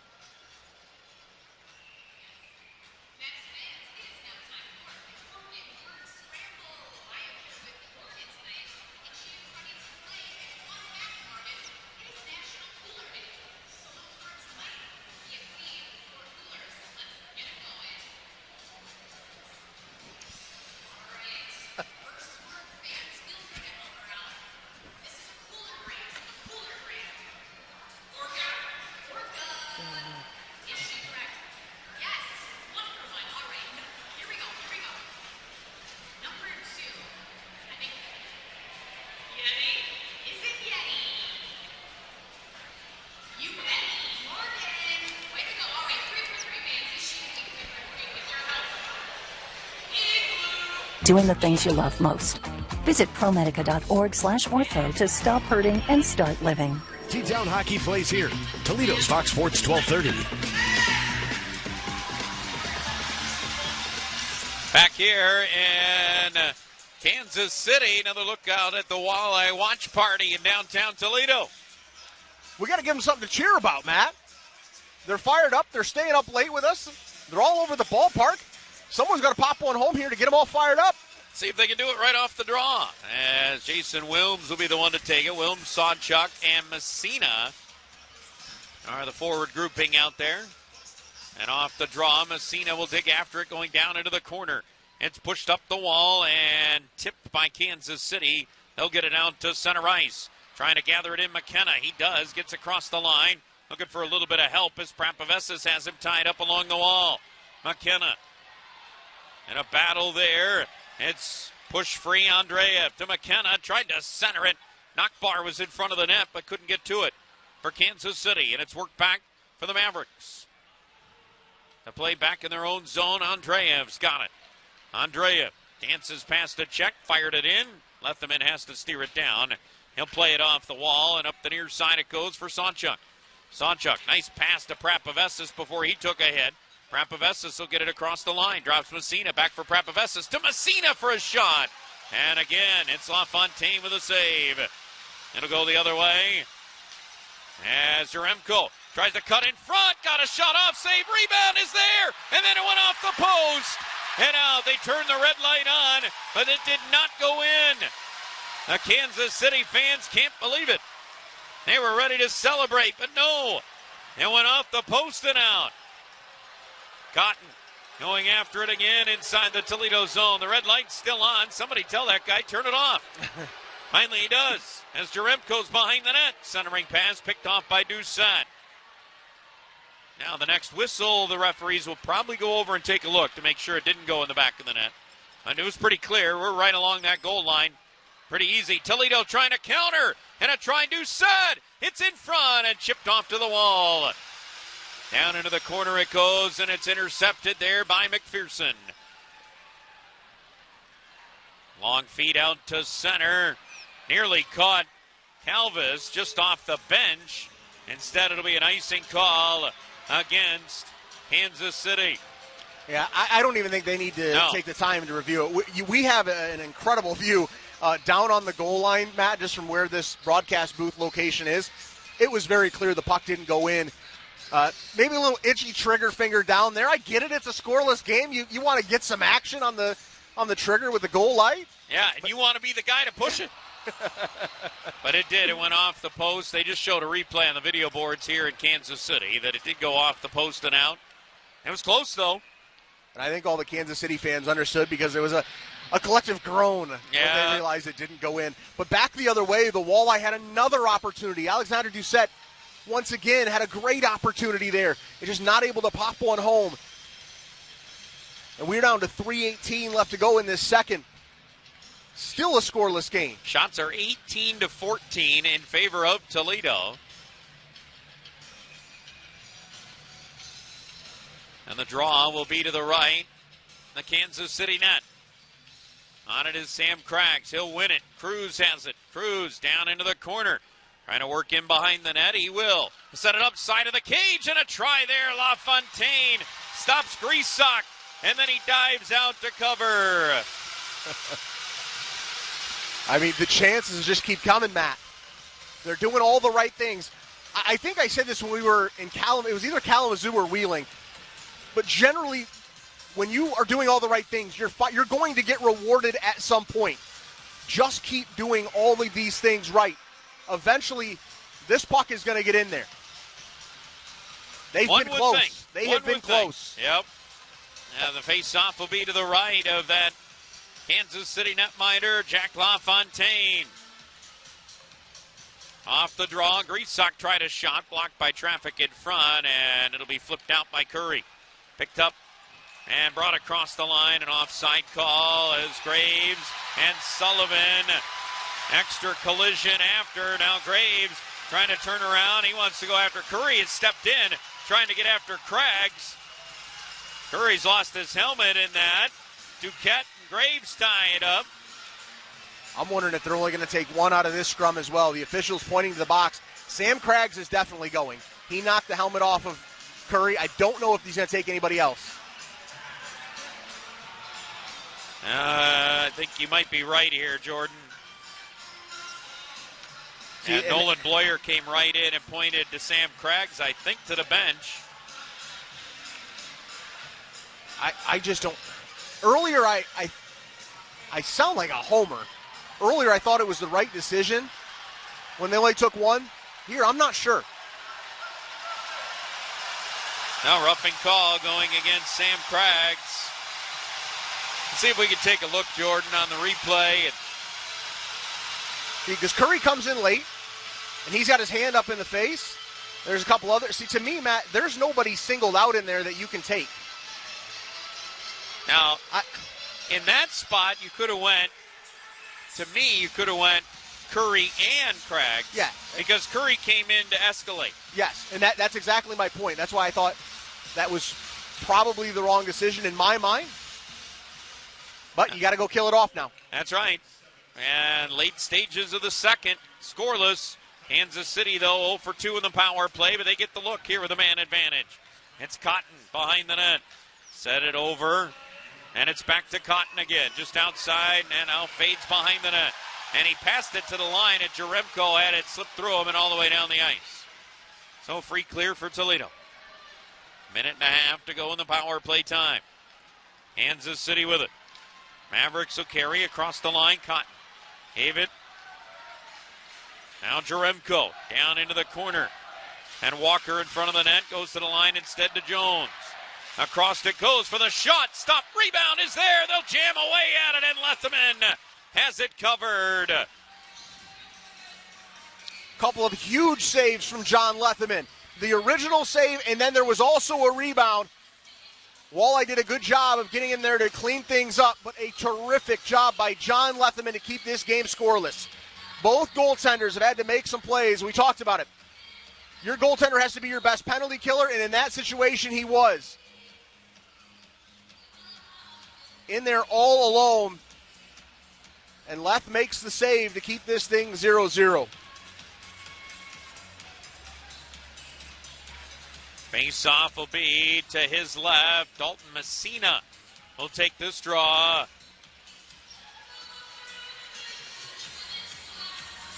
Puck is down. Messina just trying to tie it up in the circle. It came free to Curry. Fires a shot and a save, Leatherman.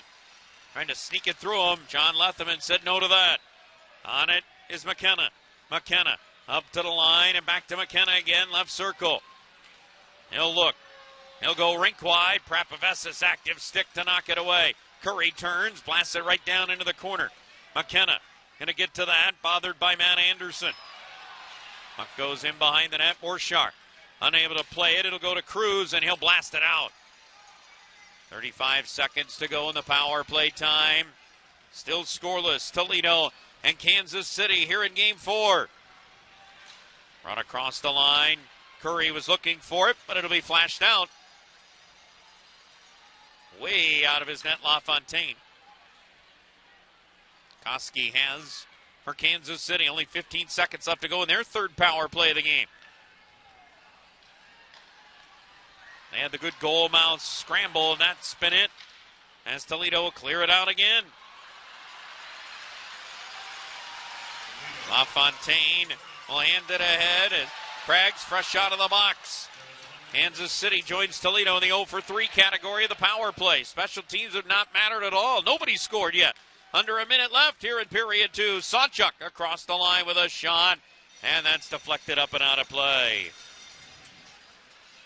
Big congrats up to our AHL affiliate in Grand Rapids. They got a big win tonight. Dan Watson and his group fighting off elimination. They were down 2-1 in that best-of-5 series. They get 4 goals in about a 5-minute span, Matt, in the third period to get the win 4-2 up there in GR. They will now force a Game 5. Yep, a winner-take-all Game 5 in that series. Yeah. You knew Dan Watson was going to get that thing turned around up there, didn't you? I mean, you just knew he was going to get it. That's what he does. Wasn't surprised at all when they went on that huge run and became a playoff team. Off the draw, Doucette fired a shot. LaFontaine steered that aside. Another face-off win for Toledo. Doucette has it at the line. His pass complete to Hawkins. Hawkins turns, fires, and LaFontaine steered it away. Puck along the near side wall. Kansas City going to carry it to center ice. They'll get it across the Toledo line, but no further as Hawkins fires it down the ice right on LaFontaine from his own blue line. Kansas City just forced to chip it out. Jaremko is trying to chase for it. And it's back for Grant Gabriel. He'll just hold it. Last couple of seconds will wind down at period 2. And we'll go to the intermission. Absolutely nothing on the board on the score side for either club through 40 minutes. Here at Independence, Missouri, home of the Kansas City Mavericks. What a game so far. And we'll head to the third period with nothing on the board for either squad. As our second period intermission report comes up next from here in Kansas City, this is Toledo Walleye Hockey. Hey, if you're listening to me right now, I have one thing every business needs most. Attention. Think about it. We swipe and scroll past stuff all day. But when we're driving, cooking, and working out, we're also listening. That's the magic of audio at iHeart. We're in your next customer's ears while they're living life and listening, just like you are right now. So get your customers to listen up today using radio, digital, and podcasts. Visit iHeartAdvertising.com. That's iHeartAdvertising.com. Let TAS Electronics turn your smartphone into a remote car starter and more with the drone from CompuStar. With the drone, you can start your car from anywhere. Locked out? That's never a problem. With the drone on your phone. Kids got the car? Want to know where they are? The drone from TAS will show you. It even sends alerts if your car is tampered with. With the drone on your phone, you can remote start, lock and unlock, and even track your car from anywhere. Get yours today at TAS Electronics on McCord just north of Airport. We are Toledo's remote car starter experts. TAS Electronics. It's hot. You're listening to Toledo Walleye Hockey on Toledo's Fox Sports Radio 1230. All right, we are back in Kansas City, scoreless after 2 periods of play. Matt Milzak, Jordan Strack here at our broadcast booth. Jordan, got to tell you, it has been a very interesting game tonight. Both teams have had moments where they look really good, and both goaltenders have looked really good. Yeah, I think both goaltenders have probably bailed their teams out a time or two throughout this game. And listen, somehow, some way, you just got to find a way to pop one in. It doesn't have to be pretty. It doesn't have to be anything fancy. Just find a way at this point. I think that's the biggest key right now is how do you get something past LaFontaine, who's played so well in this game. Kansas City's trying to do the same thing. They're saying the same thing on the other side. How do we get one past John Letherman right now? Yeah, I think both groups are probably down there scratching their heads a little bit, but you have to stick to all of your good habits. You have to stick to what has gotten you to this point.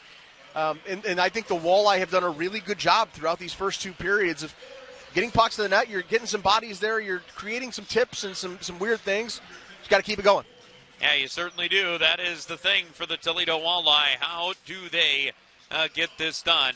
As we will be back to Kansas City in a moment. Scoreless game. This is Toledo Walleye Hockey. At Charlie's Dodge Chrysler Jeep Ram, we have you covered, and we're here to help you choose the vehicle that fits your lifestyle. It's the season of Jeep at Charlie's, and we're leasing the 2024 Jeep Compass Limited 4x4 for $269 per month. Find your next new vehicle at Charlie's. Still hearing the spots, Matt? Yeah, I hear the spots now. CharliesDodge.com or find. Okay, no problem. Employee pricing $49.95 due plus tax and title, $10K per year, 36 months with approved credit. See dealer for details. Ends 5/31/24. Doing it different, doing it right. All the good stuff. Yeah. Camps keeps you on top of pop culture. It was over 13 years between the releases of Tool's 2006 album 10,000 Days and its follow-up Fear Inoculum in 2019, but frontman Maynard James Keenan is promising that it won't take that long before their promised sixth studio album is out. In a recent interview, the singer opened up about the reasons behind the delays, explaining, quote, Tool is a more complicated beast with lots of egos and lots of other things going on in our lives. But all the creativity's there, the songs and the ideas can flow, and the arguments ensue. Keenan also added, quote, we have this very selfish approach to art. It's our rules. When you start trying to make people happy, you're losing yourself. You're losing that burn inside of you of why you do what you do. And while Tool is on tour in Europe for a number of late spring and early summer dates, bassist Justin Chancellor shared that the quartet was planning to start recording new music this spring. Updates are posted on their website, toolband.com. All right. And that's what's poppin'. I'm Camps on iHeartRadio. All the good stuff. Yeah. Camps keeps you on top of pop culture. Pat Sajak's spin around the Wheel of Fortune is reaching its end. The host's final episode has been recorded and is scheduled for June 7th, bringing down the curtain on 41 years in syndication and his previous 8 years on the now-defunct network version of the long-running game, which gave Sajak the title of longest-running host of a single game show, overtaking the late Bob Barker in 2018. Vanna White will be returning to Wheel of Fortune this fall when Ryan Seacrest takes over as host. All right. And that's what's poppin'. I'm Camps on iHeartRadio. Dive into the weird, wonderful, scary, or sad with Stuff You Missed in History Class, a podcast spotlighting history that didn't get enough attention. From divorce ranches... When we say it was easier to obtain the divorce, it was a lot easier. ...to mysterious death. I love a little unsolved historical murder. Mm-hmm. They're fun. Listen to Stuff You Missed in History Class on America's #1 podcast network, iHeart. Open your free iHeart app and search Stuff You Missed in History Class and start... After two periods of play. On Toledo's Fox Sports Radio 1230. And back here at Cable Dahmer Arena inside our broadcast booth, Matt Melzak, Jordan Strack. Great game so far. We're still looking for our first goal. Might as well be overtime, I think, the way we're at right now. Yeah, I mean, listen, that first goal of this game is going to be so crucial. It's either going to be that or it's going to pop the lid off and we're going to see 4 goals or something in the third period, something weird. We don't care how it happens. You just got to find a way to get one and get this thing going. All right, let's talk about May 24th. That's our day today, right? That is. May 24th, great day in Toledo hockey history. A lot to unpack as we go into this day in Toledo hockey history and some really good ones. We start off with maybe one of the most memorable games in Toledo hockey history. We go, well, for many reasons. The Toledo Gold Diggers won their second International Hockey League Turner Cup in 4 seasons. They beat the Port Huron Flags 4-3 at the Sports Arena in Game 7. Even more memorable was that game because of the ice conditions. Sellout crowd, temperatures in the 80s, no air conditioning in the building. What do you get? Fog everywhere. Yeah. The fog game. Unbelievable. But, hey, it was a great by the way, The two teams combined for 0 penalty minutes in the contest, a record that stood throughout the history of the IHL. Fewest penalty minutes recorded in a game by two teams in postseason play. I've heard the stories. I've seen the pictures of what that was like, but yeah, a little slushy in there. Yeah, just a touch. Just a touch slushy, yes. All right. How about the Toledo Walleye? They've, of course, been to the Western Conference Finals, this being the 4th consecutive time. And on this date, 2 years ago, in the Mavericks Center at West Valley City, Utah, they edged the Grizzlies 5-4 to grab a 2-1 lead in the best-of-7 Final Four series. Fish jumped out to a quick 5-1 advantage. Pair of goals from Mitchell Hurd, Brandon Hawkins, Patrick Curry scored in that game, by the way. He did. You've seen him on there. And we hope he's not doing that again for his new team here tonight. Absolutely. As Toledo ended up holding on in that game to win 5-4, they would go on to win that series in 5 games because they won the next 2 in Utah to take that series 4-1. And the Walleye were in the friendly confines of the Huntington Center on this date last year. Game 3, the Western Conference Finals. What happened in that one? The Walleye were able to get a win in Game 3. Yes, they were. They remember came back from a 3-goal deficit to win 5-4 in that game a year ago. 8,300 looking on at the Huntington Center. Brandon Hawkins got the game winner with 2:31 left in regulation play. Yeah, I remember that very well. He'd gone out there to Idaho, and Boise looked unbelievable. And you start thinking, oh, gosh, what are we going to do? But the Walleye were able to have that great comeback, get themselves back into the series. Unfortunately, it didn't go the way they wanted after that. But, yeah, that was a great series. And that was a really good Idaho team last year. That was a phenomenal Idaho team that turned around and got the brakes beat off of them in the finals by Florida. Which made absolutely no sense. Blows my mind that happened. By the way, Florida about to win Game 4 down in Estero. They're up 3-0 at last check in the third period. So you got to imagine Florida, that could be just a game away from going back to the Kelly Cup Finals for a third consecutive year. Yeah, there's no way Florida's going to lose 3 straight games with Cam Johnson and that. Yeah, they're going for the three-peat. They have obviously been the team to beat. They barely got into the playoffs. They had to do some work late to get themselves into the playoffs as a 4 seed in their division. And once again, here we are talking about them getting ready to go to the Kelly Cup Finals. Yeah, it's pretty impressive what they've done down there in Estero, Florida. Toledo. Now, they got an opportunity here. They're in a scoreless game with still 1 period to be played in regulation time in this Game 4. Stay with us when we come back. Jordan and I will look back on those highlights from period number 2. Now, the Walleye fans in attendance, they've been looking to get on their feet a little bit, just like the Mavs fans, but nothing yet. As we'll be back, this is Toledo Walleye Hockey. Which singles are burning it up? Rufio runs down The week's top songs. Post Malone's I Had Some Help featuring Morgan Wallen lands at number 1 on the Billboard Hot 100 Songs chart this week. Posty achieves his 6th number 1 and Morgan Wallen adds his 2nd. Kendrick Lamar's Not Like Us lands at number 2 this week. 2 viral sensations follow behind. Tommy Richmond's $1 Million Baby lands at 3, with Shabuzi's A Bar Song Tipsy at 4, and Benson Boone's Beautiful Things rounds out the top 5. Teddy Swims' Lose Control is at 6. Future Metro Boomin and Kendrick Lamar's Like That at 7. Taylor Swift's Fortnite featuring Post Malone at 8. And rounding out the Hot 100 top 10, Sabrina Carpenter's Espresso at 9, and Hosier's Too Sweet at 10. All right, and that's What's Poppin'. I'm Rufio on iHeartRadio. All the good stuff. Yeah. Camps keeps you on top of pop culture.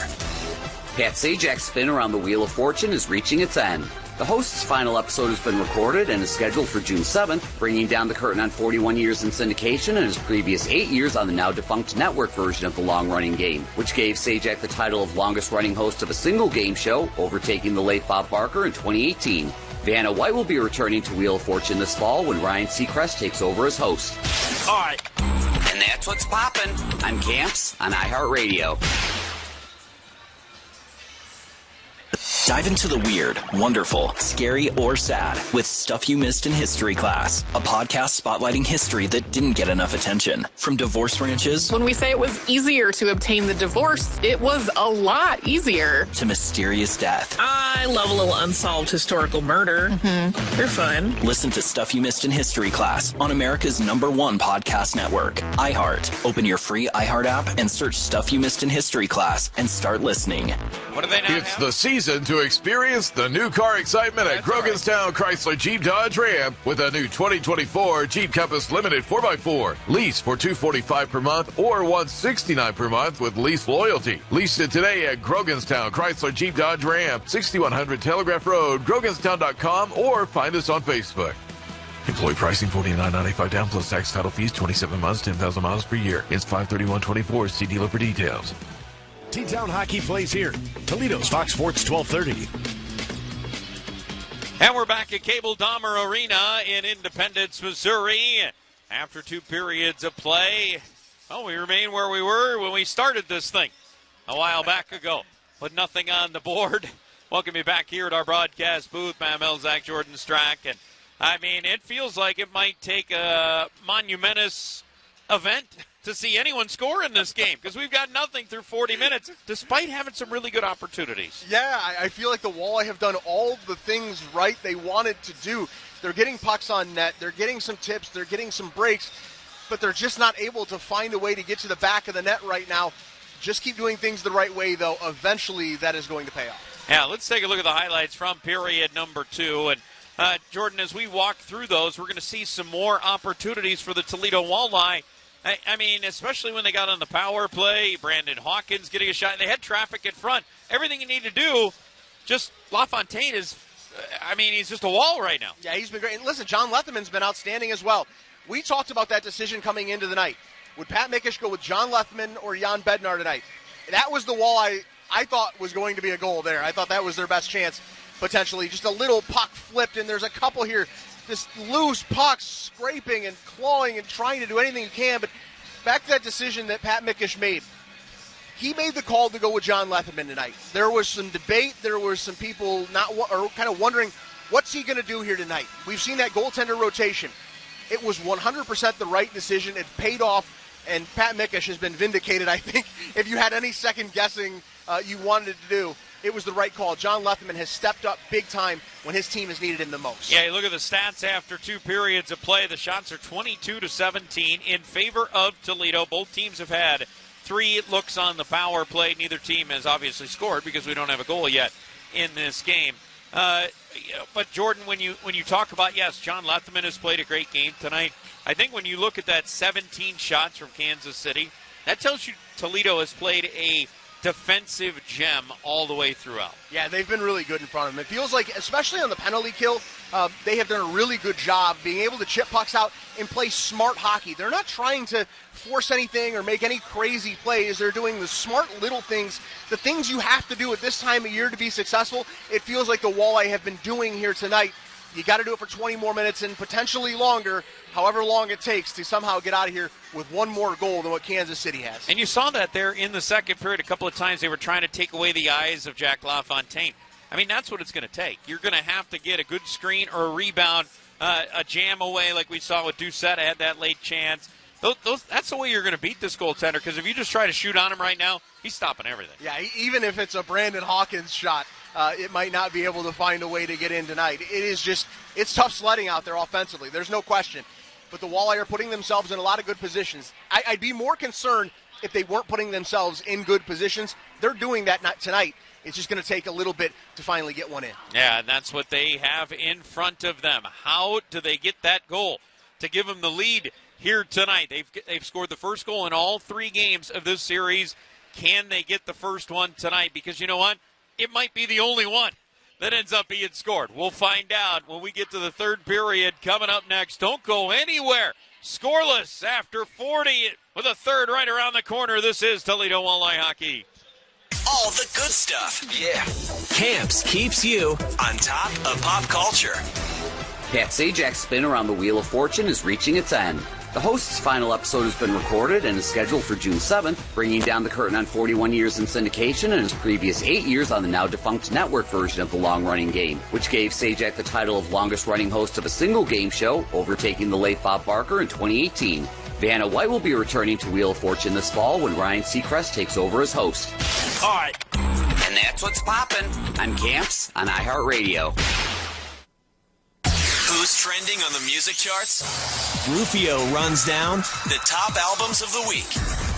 Taylor Swift's The Tortured Poets Department locks in its 4th consecutive week on top the Billboard 200. It's the first album to spend its first 4 weeks at number 1 since Travis Scott's Utopia did it last summer. Taylor adds her 73rd career week at number 1 on the Billboard 200, extending her record among soloists. Elvis Presley has the second most with 67. Gunna lands his 6th top 10 charting effort as One of One, lands at number 2 this week. Morgan Wallen's One Thing at a Time is at 3. Future and Metro Boomin's We Don't Trust You is at 4. And Morgan Wallen's Dangerous, the double album, rounds out the top 5. Noah Khan's 6th Season is at 6 this week. SZA's SOS is at 7. Zach Bryan's self-titled album is at 8. Benson Boone's Fireworks and Rollerblades at 9. And Beyonce's Cowboy Carter rounds out the top 10.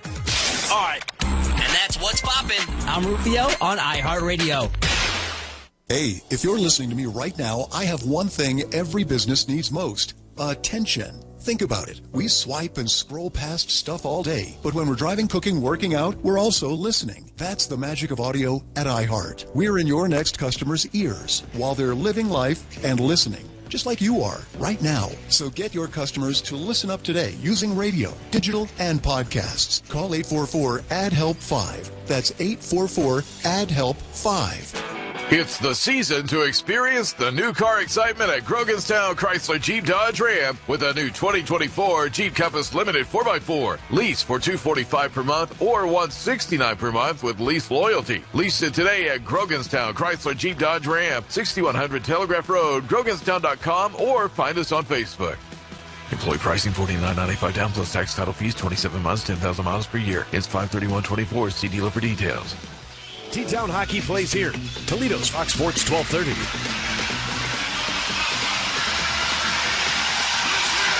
All right, Kansas City, Missouri, home of the Kansas City Royals. And the Super Bowl champion, you have to remind me. Kansas City Chiefs. Listen, as a Buffalo Bills fan, it has been really tough to be here the last couple days. I'm going to be honest.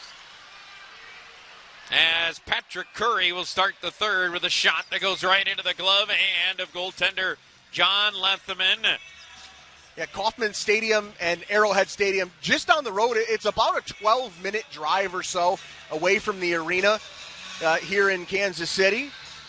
Able to go over our guy Corey Marshall getting us some beautiful shots the last couple days. If I may drop a line in. Please. My Lions did win in Kansas City this past season. They did. So they did. I'm happy for you about all this. You know, they blew a bad lead in the conference championship. Otherwise, who knows? Maybe they would have beat them twice. All right, Kansas City 1-0, and they have been tied after 2 this playoff run. Toledo 2-1 in the games when they have been tied going to the third period. And they'll blast it out to center ice. It's picked up Doucette. Doucette trying to go wide on Konepke. Konepke hog-tied him, took him down into the corner as Gilmore comes away with the puck. Left off along the far side wall, Doucette able to play it up to the line. Shot by Graves, goes wide.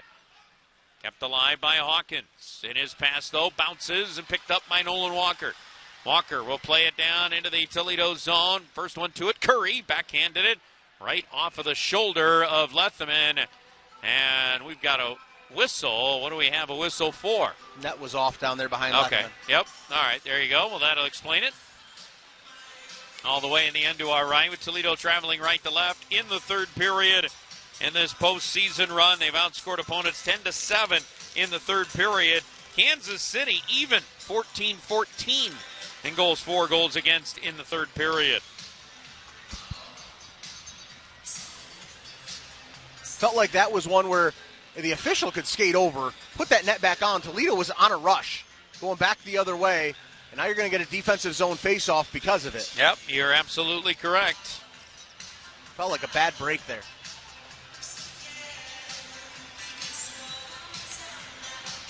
Face-off will be to the right of goaltender John Letherman. Sam Craggs will take the draw.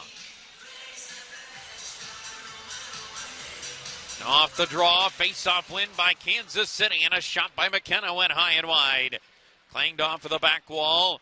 Mavericks trying to keep it alive as they drop it. McKenna laid it down into the corner. Skombark takes it up near the line. Skombark goes rink wide with it. Shot from the blue line, knocked away. Rebound, Skombark pushed it wide.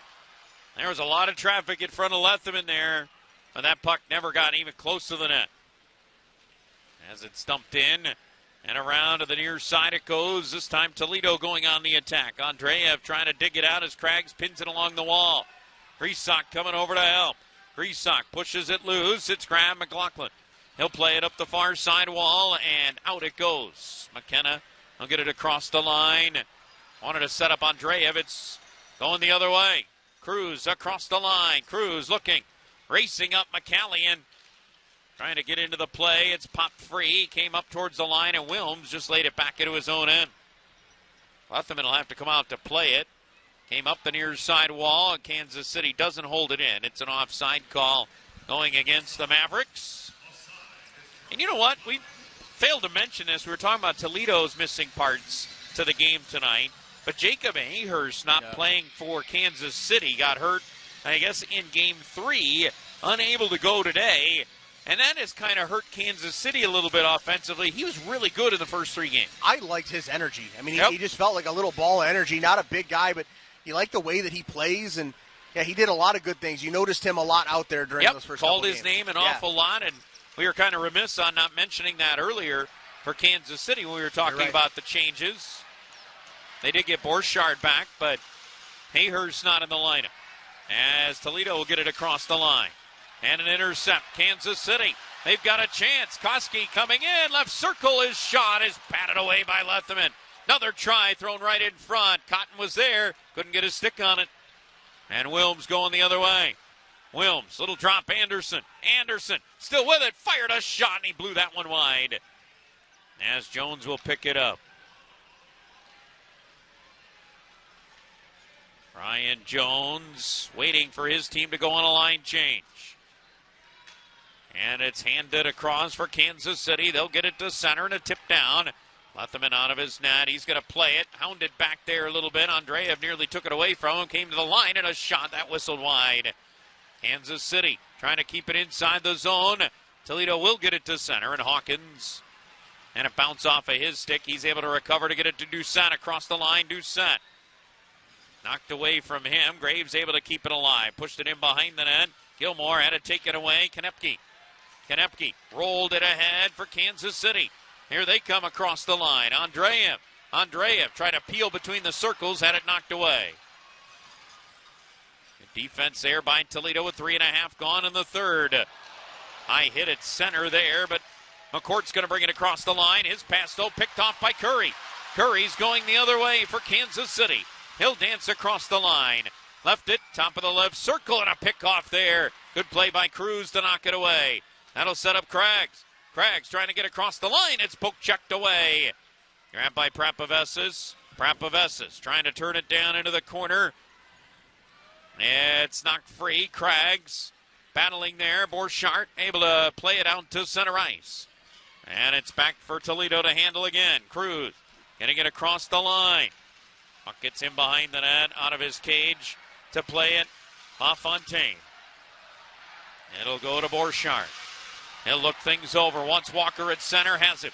Getting it across the line. Knocked away Prapavesis, though, defensively. Boy, has Toledo done a nice job, Jordan, of just standing up at the line, not allowing Kansas City to get the zone with a lot of speed. No, I love the defensive game that Toledo has played here tonight. They have done one heck of a job really honing in and holding Kansas City at bay so far. Calvis plays it up to neutral ice. Slipped through the stick of McKenna. Puck pops high in the air. Down into the Toledo zone. Anderson able to recover. It's fished down into the Kansas City zone again. Calvis with his pass ahead. Tipped by McKenna across the line. Gathered in by McCallion as he backs up and sends it out to center. Pass deflected. Back into the Toledo zone. And Walleye will play with 5 minutes gone in the third. We're still scoreless between Toledo and Kansas City. Florida is beating Adirondack 3-0. So they're up 3-1 in that series. McKenna to chase. McCallion got to it in his own zone. Bothered there as Kansas City tries to keep it alive inside the Toledo zone. Doucette will go after it. It's poked up to the line. Konepke with a shot. Turned away by Leatherman. That one got through some traffic. Puck gets in behind the net. Off it goes to McKenna. McKenna still with it. Sliding behind the net. Ran into Matt Anderson, who knocked it away from him. It's poked in behind the cage. And Toledo will chip it up to the line. Not out yet. Held in Kansas City. They've got it. Cotton with a shot from the right circle block. Came up towards the line, and that's going to go between the D and all the way back down into the Maverick zone. Konepke back to play it along with Jones. It'll be Jones to flash it up to center. Cotton got it across the line. Koski has it. Dropped it across, and that got blocked. Sullivan still got a shot off, but it went well wide. Boy, I'm surprised Koski didn't shoot that one, Jordan. I thought for sure he would, but a great job getting back defensively for the Walleye. You can see guys are absolutely selling out everything they've got right now here in this third period. As Leatherman makes the save and holds on, we get a timeout on the ice. We've played 6 minutes and 20 seconds of the third period. We're still scoreless. This is Toledo Walleye Hockey. For more than 65 years, the lawyers at Gallon, Tackus, and Boysenall have represented individuals and their families in serious injury and wrongful death cases. By handling your claim, we take the worry and burden off of dealing with insurance companies, allowing you to focus on healing and recovery. If you or someone you know has been injured in an auto, truck, or motorcycle accident, call the injury lawyers at Gallon, Tackus, and Boysenall, or visit us at gallonlaw.com. We can help. You wanted to be a teacher when you were little, but you grew up and things changed. Well, it's time to put it back on your list.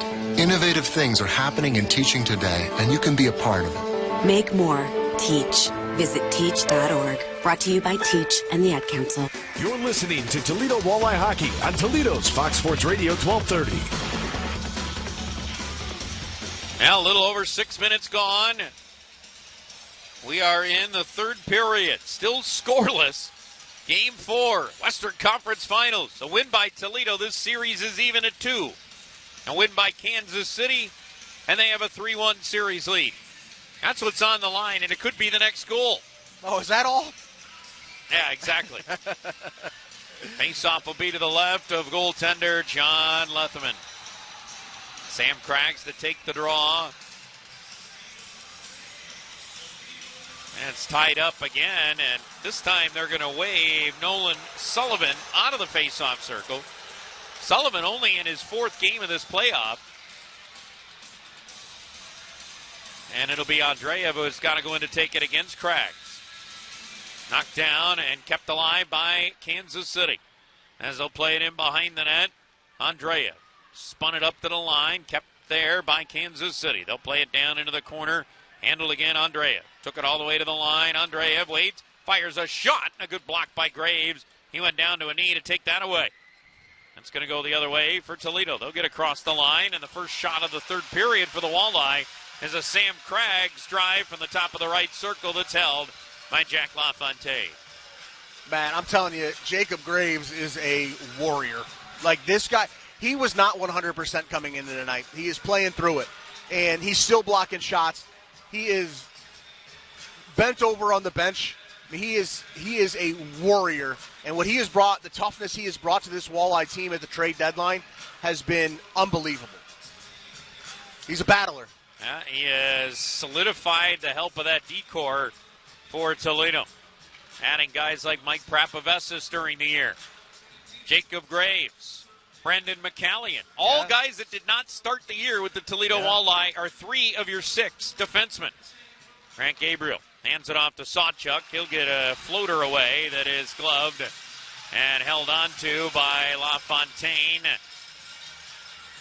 Conlon Keenan going right to the front of the net there, but Jack LaFontaine has his first couple of stops of the third period, as early in this third it's been a lot of Kansas City in the offensive zone. Yeah, the Walleye have withstood a huge push from Kansas City here to start this third period. Now you got to settle in and try to counterpunch a little bit. That's right. Starts with a draw. Sawchuk on the faceoff. This one, though, won by Kansas City. Calvis will take it. Played it up the near side. Borchardt played it out to center ice. As they got that big line out for Kansas City. Walker, Curry, and Borchardt.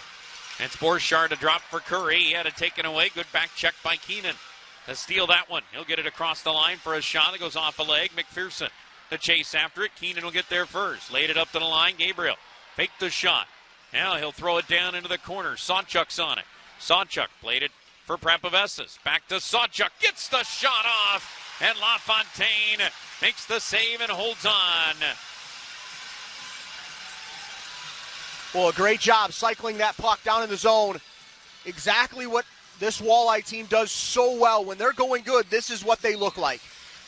Great job cycling that puck and then getting it out to Sawchuk in the slot. He's able to snap one off, but it's another save there for LaFontaine. I'll give him save number 24. And LaFontaine will look at a draw to his left. Toledo will get it. Hawkins fires a shot. LaFontaine swallows that up. Every single shot is a good shot at this point. Yeah, it's almost like an overtime mentality. I agree. You and I talked about that in the second intermission. Yep. Are we almost to that point where you just feel like the next goal might be the only one of the whole game? Very well could be. Because we haven't had one yet. Off the draw. Puck scooted up to the line, but it's whistled down. They're going to do it again. Each team's had 3 looks on the power play. Neither team has found the back of the net. Combined 46 shots on goal. Nothing on the scoreboard for either team. Who will break through first? Anderson dropped it for Hawkins. Backhanded it. Kicked up towards the line and grabbed by Andreev. Kansas City will take it. Jones will back up. Gives to Andreev. Andreev leaves along the near side wall. McKenna tried to flip it out. Blocked McCallion. Second effort, McKenna will get it to center. Anderson was there to drive it right back in, but Toledo going to go on a line change. So plenty of room for Kansas City with 8 minutes gone in the third. They'll set it up to Andreev. He'll carry across the line, and a whistle for an offside call. Halting that rush for the Kansas City Mavericks. There was a little confusion over at the Walleye bench. Doucette went for a change, and then he saw the play developing and stayed on. And Brandon Cruz smartly was able to keep himself on the bench, avoided too many men call if Doucette would have played that puck. Thankfully, there was an offside. Negated all of it. That whistled all of it. So, kind of a bit of a break there as McCourt will play it out to center. Knocked down. Kansas City, they'll get across the line. Crowd wanted a call on that trip over on the far side wall. They're not going to get it as McLaughlin went down. Jaremko will play it in from center for Kansas City. Mavericks fans, well, not thrilled about that, but in the third period, that's a battle play. Duquette back in his own zone. Hands it off Jaremko. Jaremko out to center ice, flipped it deep. Cotton to go after it, bumping there with McCourt. It's knocked loose up to the line. Calvis is going to keep it alive. Got into the right circle and then flipped away as Grisak will turn it deep. Chasing after it is Wilms. He's tied up. Cotton came in for a hit. McPherson trying to take it away from Keenan. Keenan taking it all the way up towards the line. Let a shot go. That got tipped high and wide. Prapavessis put it in behind the net. McPherson absorbs a hit and hands it off for some room to carry for Sullivan. Out to center ice he goes with a chip down. Sullivan to chase after it. Bangs into Prapavessis. Puck control by Toledo. Then a turnover in front, and Nockbar nearly had a good look. Walleye able to recover as Wilms sets it deep. Out of his net, LaFontaine. Those are the turnovers that you've seen so many times Kansas City has put into the back of their opponent's net right away. Thankfully here, did not happen. Yeah, that was a dangerous one as this hops all the way down the ice, and a break there for Toledo. That went up on edge, and they called that icing. I looked over at you, and you were thinking the same thing I was. I'm surprised that wasn't waved off. Well, the official originally did wave it off right at the blue line. I think he thought the defenseman for the Walleye, it was Matt Anderson over there, could have made a play, and then they went back up with the hand. I thought it was originally waved off. Now the face-off will be in the Kansas City zone. Gilmore to take it. He gets waved out of the face-off circle, so Hawkins will have to stand in to take the draw. And off the face-off, McKenna sends it the length. We'll just do it again. And you'll get Brady Gilmore back there on the dot after he got tossed out. He'll go against Nolan Walker as the 20s will match up. What a hockey game, Matt. Yeah, little moments right here, just face-offs and chances. We're halfway through the third. Off the draw, came to the line, McCallion. He'll fire a shot, gloved by LaFontaine. No, saw it all the way coming in. He'll hold on. We'll have another offensive zone draw for the Walleye when we come back to Kansas City in a moment. We're still scoreless. This is Toledo Walleye Hockey.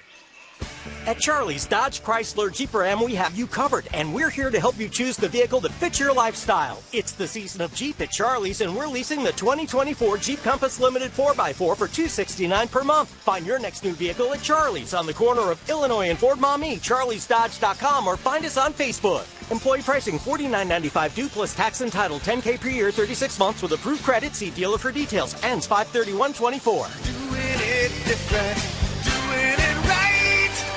Russell Wilson here with Play 60, United Way in the NFL, for helping kids play at least 60 minutes a day. Healthy kids. To get involved, go to unitedway.org/play60. Donate. Are you guys going to do that every time? Yes, of course. Yeah, it counts. T-Town Hockey plays here. Toledo's Fox Sports 1230.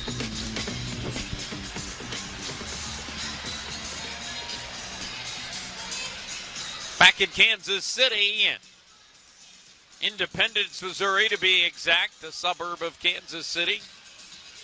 We showed you the flyover of Kauffman Stadium, where the Royals play and where the Chiefs play. Right down the road. Yep. And all the folks back there in downtown Toledo, I'm sure there are some fingernails being chewed over there at the ballpark tonight. Yeah, they were hoping to have something to go off of here sooner, just like us. Hasn't happened yet for either team. As Gilmore gets down the near side wall, took a bump there. A good one from Jones. And Konepke's got it for Kansas City. Mavericks will turn it out to neutral ice. And they'll leave it for Sullivan. Sullivan across the line. He wants the shot. It blocked away neatly there. Backing up was Gilmore and McCallion to take it away. It'll be Matt Anderson. He's trying to get out to center. Across the Kansas City line it goes. Walker quickly ahead to Borchardt. He'll carry it. And Borchardt got across the line for Kansas City. Went down, but left it for Walker. Walker into the right circle. Back to Borchardt. One-timer. Didn't get much on it. It hit the heel of his stick, but Lethman saved nonetheless. Cruz to take it for Toledo. His long pass will get out to center for Sam Craggs. Sam Craggs will flip it deep. Out of his net, LaFontaine to settle it down there. And Kansas City will just play it out. McCourt tangled up and lost it. Walker's got it. Coming across the line, left for McKenna. Tried to turn it to the front of the net when he got hit by Craggs. It got blocked on its way towards Lethman. Cruz going the other way. Cruz got to the line, then lost it. And Prapavesis has to wait and then flip it deep. As LaFontaine will settle it down.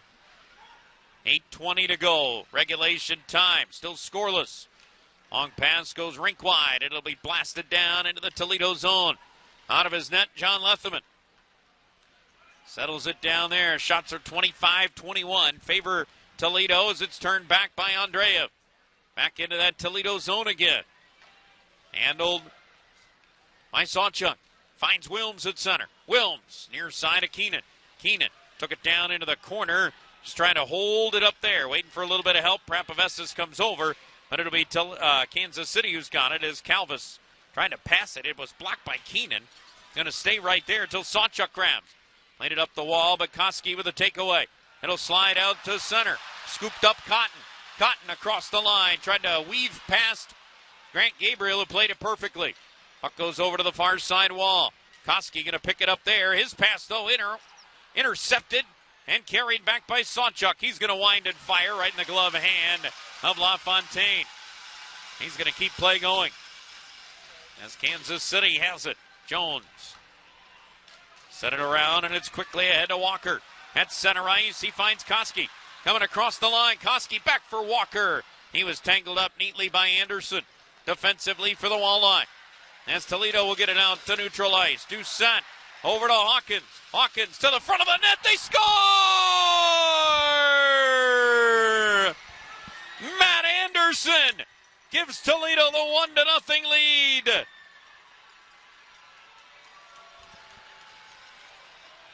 Matt Anderson's outstanding speed gets in the play, and Toledo leads Game 4. Matt, the transition play in the neutral zone, absolutely huge. And then it's Brandon Hawkins just finding one, feathering one to Matt Anderson. He is so creative, but it's the pass right there from the neutral zone.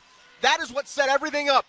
And you know Brandon Hawkins is just looking to find a way to get that puck towards the net. We said it was going to take a tip or a rebound, something where LaFontaine was not able to get a clean look at it. It's exactly what it took. The Walleye have a 1-0 lead under 7 to go. As Jacob Graves back to play it in his own zone. High flip will land down into the Kansas City end. Toledo has opened up the scoring. They get a shot by Cruz from the right circle, and it's gloved by LaFontaine, and he holds on.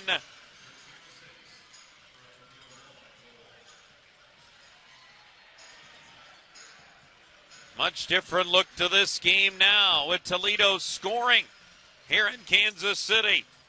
Well, you were just wondering what it was going to take. Both teams have been so good defensively. It was just going to take one little slip.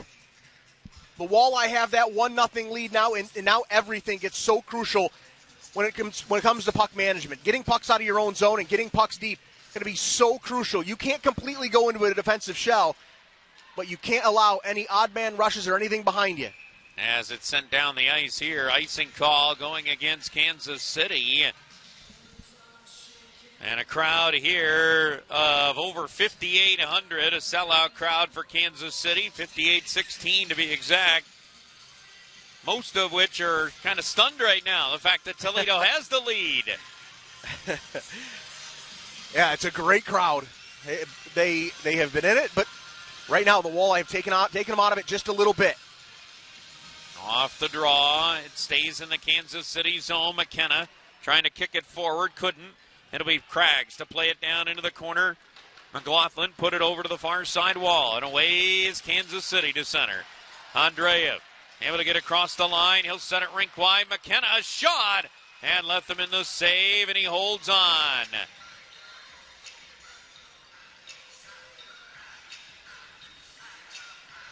These face-offs in your own defensive zone, every line change, every matchup, going to be so key here in these last 6 minutes.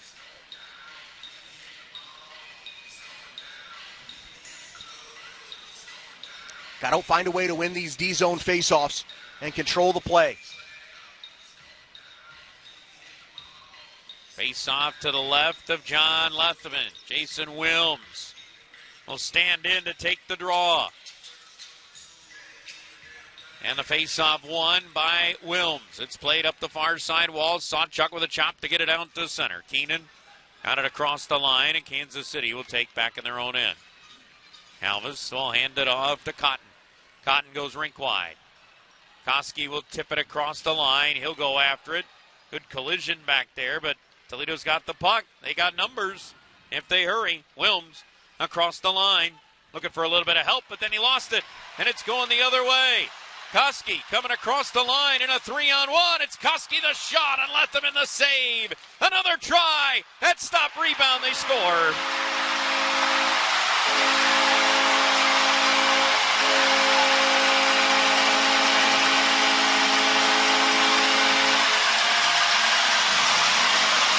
It's going to be Jaremko who is going to get the goal for Kansas City.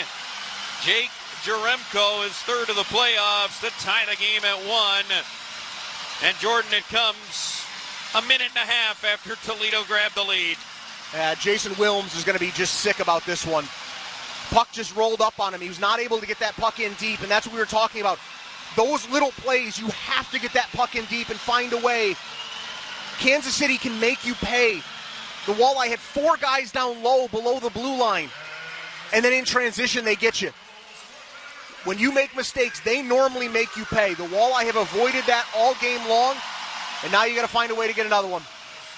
They turn it over at center. Walker going to dance to the line, but couldn't skate through everybody, and it's all the way back into the Kansas City zone. And just like that, we got a brand new hockey game. Kansas City to control. Long pass, tipped at center. No icing here. So after Anderson got the goal from Hawkins and Doucette, it's Jaremko from Cotton and Koski. And we're tied at 1. And you get that feeling. It's just a human feeling. When you've worked so hard to finally get that one and then they come right back, it's just such a tough feeling to get over. But you have to figure it out and fight back. As it's sent around into that Kansas City zone. Mavericks play it. So good in the transition we saw. What did it start with? A 3-on-1, Jordan. Yep, after the turnover Kansas City. After a turnover at the blue line, Kansas, it was like that. They just flipped the ice so fast on you. As the puck goes out of play, we get a timeout on the ice. Toledo gets a goal on the board from Matt Anderson. But Kansas City counters, and we're tied at 1 with 4:20 left in regulation time. This is Toledo Walleye Hockey.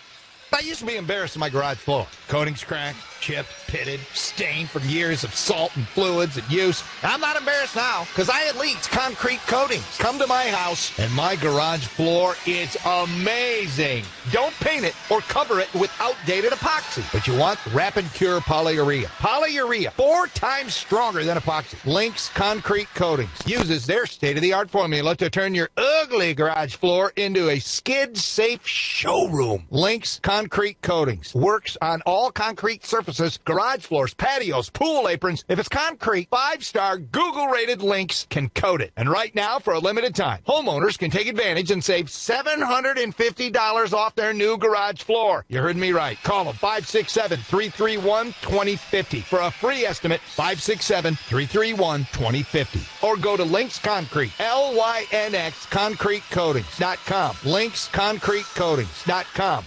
You're listening to Toledo Walleye Hockey on Toledo's Fox Sports Radio 1230.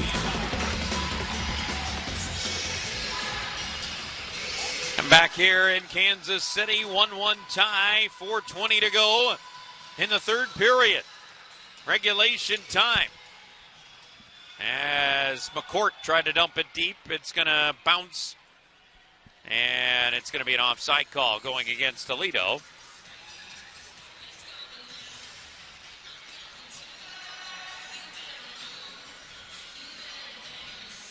And we'll get a draw just outside that Kansas City blue line. So we're back where we started, Jordan, just a couple of minutes ago. Yeah, absolutely. It's every one of these little plays is magnified. A turnover, rush starts back the other way, not being able to get a puck out of your own zone or getting it deep. Every one of these things is going to be so crucial in these final 4 minutes. This is an overtime mentality for sure. Off the face-off. It is played down into that Kansas City zone. Mavericks have it. They'll streamline it to center. It'll get across the Toledo line, but no further. Walleye will back it all the way down to the Kansas City zone. Jones with a pass ahead, deflected by McKenna, able to get it across the line.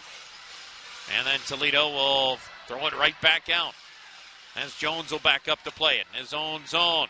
Tipped off of a stick at center and set down into the near side corner for Craggs. Craggs to go after it along with Sonchuk. It's Sonchuk peeling away with it. Set it rink wide, has it complete there to Grant Gabriel. Gabriel throws it down into the corner. Conlon Keenan tied up there, and Andreev will come in to grab the puck. Max Andreev looking for an opening, finds McKenna. He'll fire it in right to John Letherman. Easy stop for him. He'll hand it off. Shots 25-26 in favor of Toledo. As they'll get it across the line, McLaughlin played it out to center ice. And an errant tip there. Anderson's going to jump on it. Matt Anderson between the circles. Shot deflected out of play. 3:01 to go. Regulation time. We're tied at 1. The series has not gone past regulation so far. Matter of fact, the final scores in this series have been 3-2. The runaway game 2, 5-1, and then 4-3. That 5-1 score was still 2 empty net goals. It was still a 3-1 game late.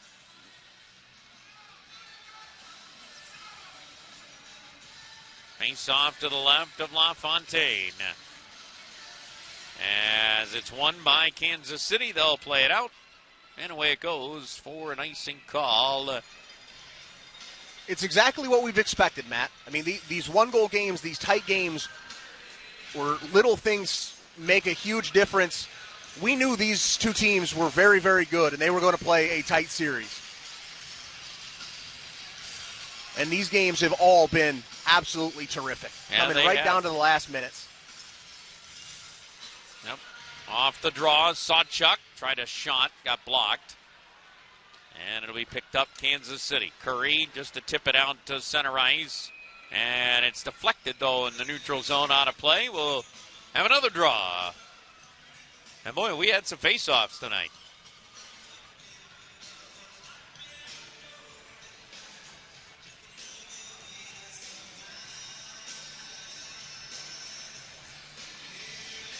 Face-off. This time, Brady Gilmore will stand in to take it.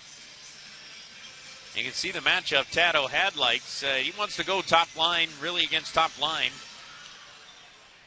With Hawkins out there. Of course, Toledo really doesn't have a top line. Got a good deep group up front. Tested with that depth right now.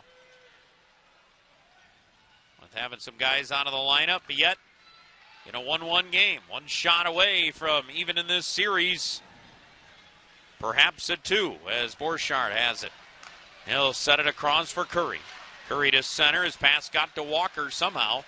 Walker with a spin. He's got a man open. That's Calvis, and the pass just too far in front of him. He'll still fire to the front of the net. Went off a leg and wide. Flashed out to center and slides into the Kansas City zone. Under 2 minutes to go. Third period. Borchardt goes down to the ice, but had it for a moment, then lost it. It's back to Calvis to play for Kansas City. As they'll set it to center, Andreev couldn't keep control of it. Grisak sent it deep. He'll chase. Calvis peeling away from him, got all the way to center, hit by Craggs. Kansas City will get it across the line. No. Schornbart dropped it off, and the shot there was blocked. Good active stick by Cruz. Minute and a half to go. Regulation time. McPherson, ahead it goes. And across the line, a shot there by McKenna. Went wide, and the net comes off in behind goaltender John Letherman. The referee is pointing outside the zone. That faceoff's going to come outside, which is big here with 1:16 left in regulation. Yeah, and that means that he's crediting McKenna with knocking the net off, which leads to that. Which was the exact right call. Yep, no question about it. 1-1 tie. Oh, now they're not. Yep. The official clearly pointed out to the neutral zone originally, and now he's going to say. Now Nolan Bloyer has come in, and he's changing up Toledo's. He's saying they cannot make a defensive change at this point. I don't know why he overruled himself when that play was right there in front of him. He clearly was pointing to the neutral zone right away. Yep. And it was the Kansas City player who initiated the contact that knocked off the net. Wow. All right. Odd one there. Got to win or draw now. Yeah, they do. It's Sam Craggs who gets that face off.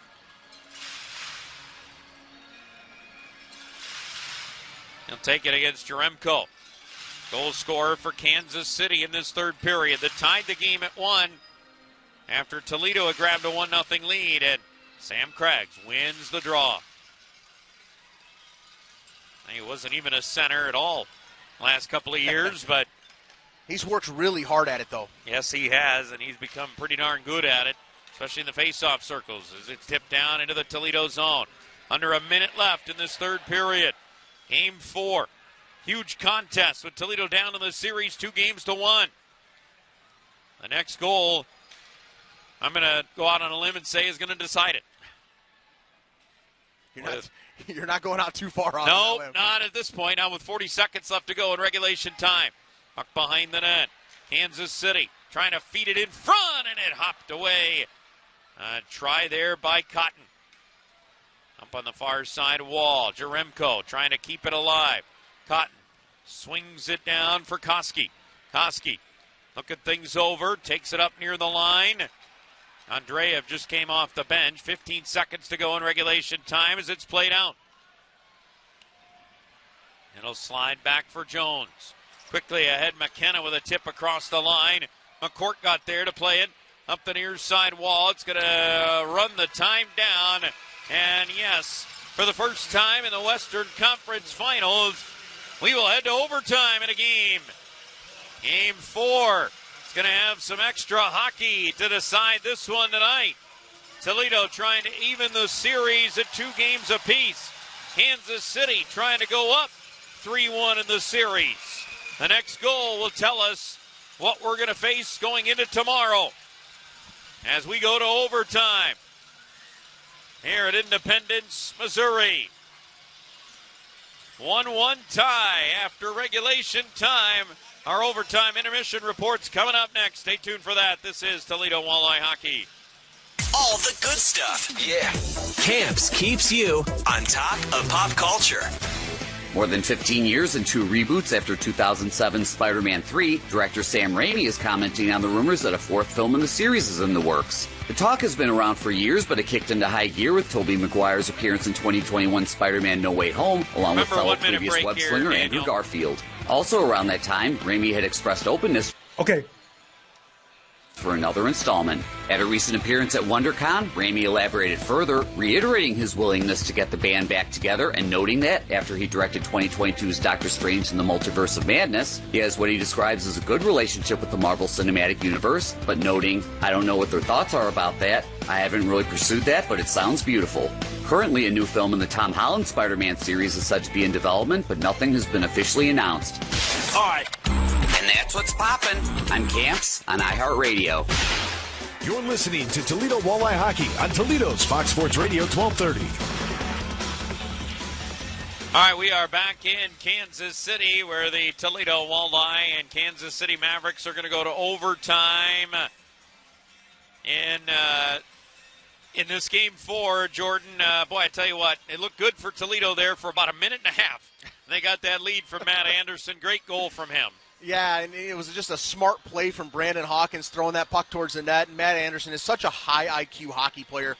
The way he went to the net there and was able to tip it home. And, you know, you knew Kansas City was going to make a push at some point in this game. You don't win the Brabham Cup for the best record in the regular season for nothing. I mean, they're very good. They're tough to beat here and all those things. And, it's a tough one to swallow. But now, you got to find a way to turn the page. Like, it's a clean slate. And it's a big difference between 2-2 and 3-1. Yeah, it certainly is, and that next goal is going to tell us where we are at heading into Game 5 tomorrow. We are tied at 1.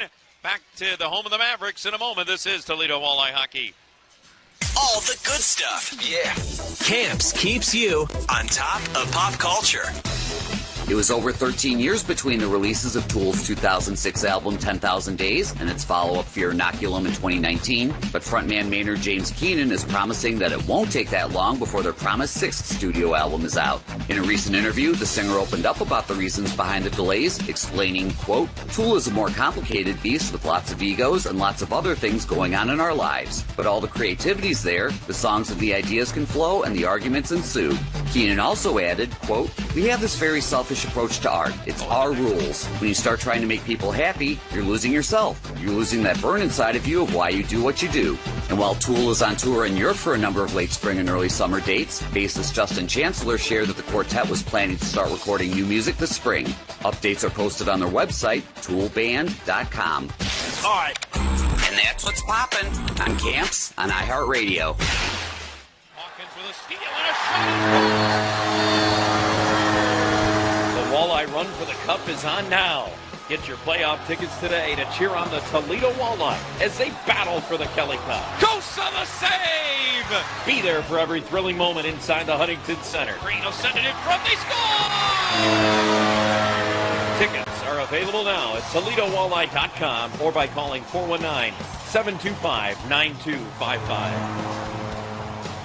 I used to be embarrassed in my garage floor. Coatings cracked, chipped, pitted, stained from years of salt and fluids and use. I'm not embarrassed now because I had Leaks Concrete Coatings. Come to my house and my garage floor is amazing. Don't paint it or cover it with outdated epoxy, but you want Rapid Cure Polyurea. Polyurea, 4 times stronger than epoxy. Links Concrete Coatings uses their state-of-the-art formula to turn your ugly garage floor into a skid-safe showroom. Links Concrete Coatings works on all concrete surfaces, garage floors, patios, pool aprons. If it's concrete, 5-star Google-rated Links can coat it. And right now, for a limited time, homeowners can take advantage and save $750 off their new garage floor. You heard me right. Call them 567-331-2050 for a free estimate. 567-331-2050. Or go to Links Concrete, LYNX Concrete Coatings.com. Links Concrete Coatings.com.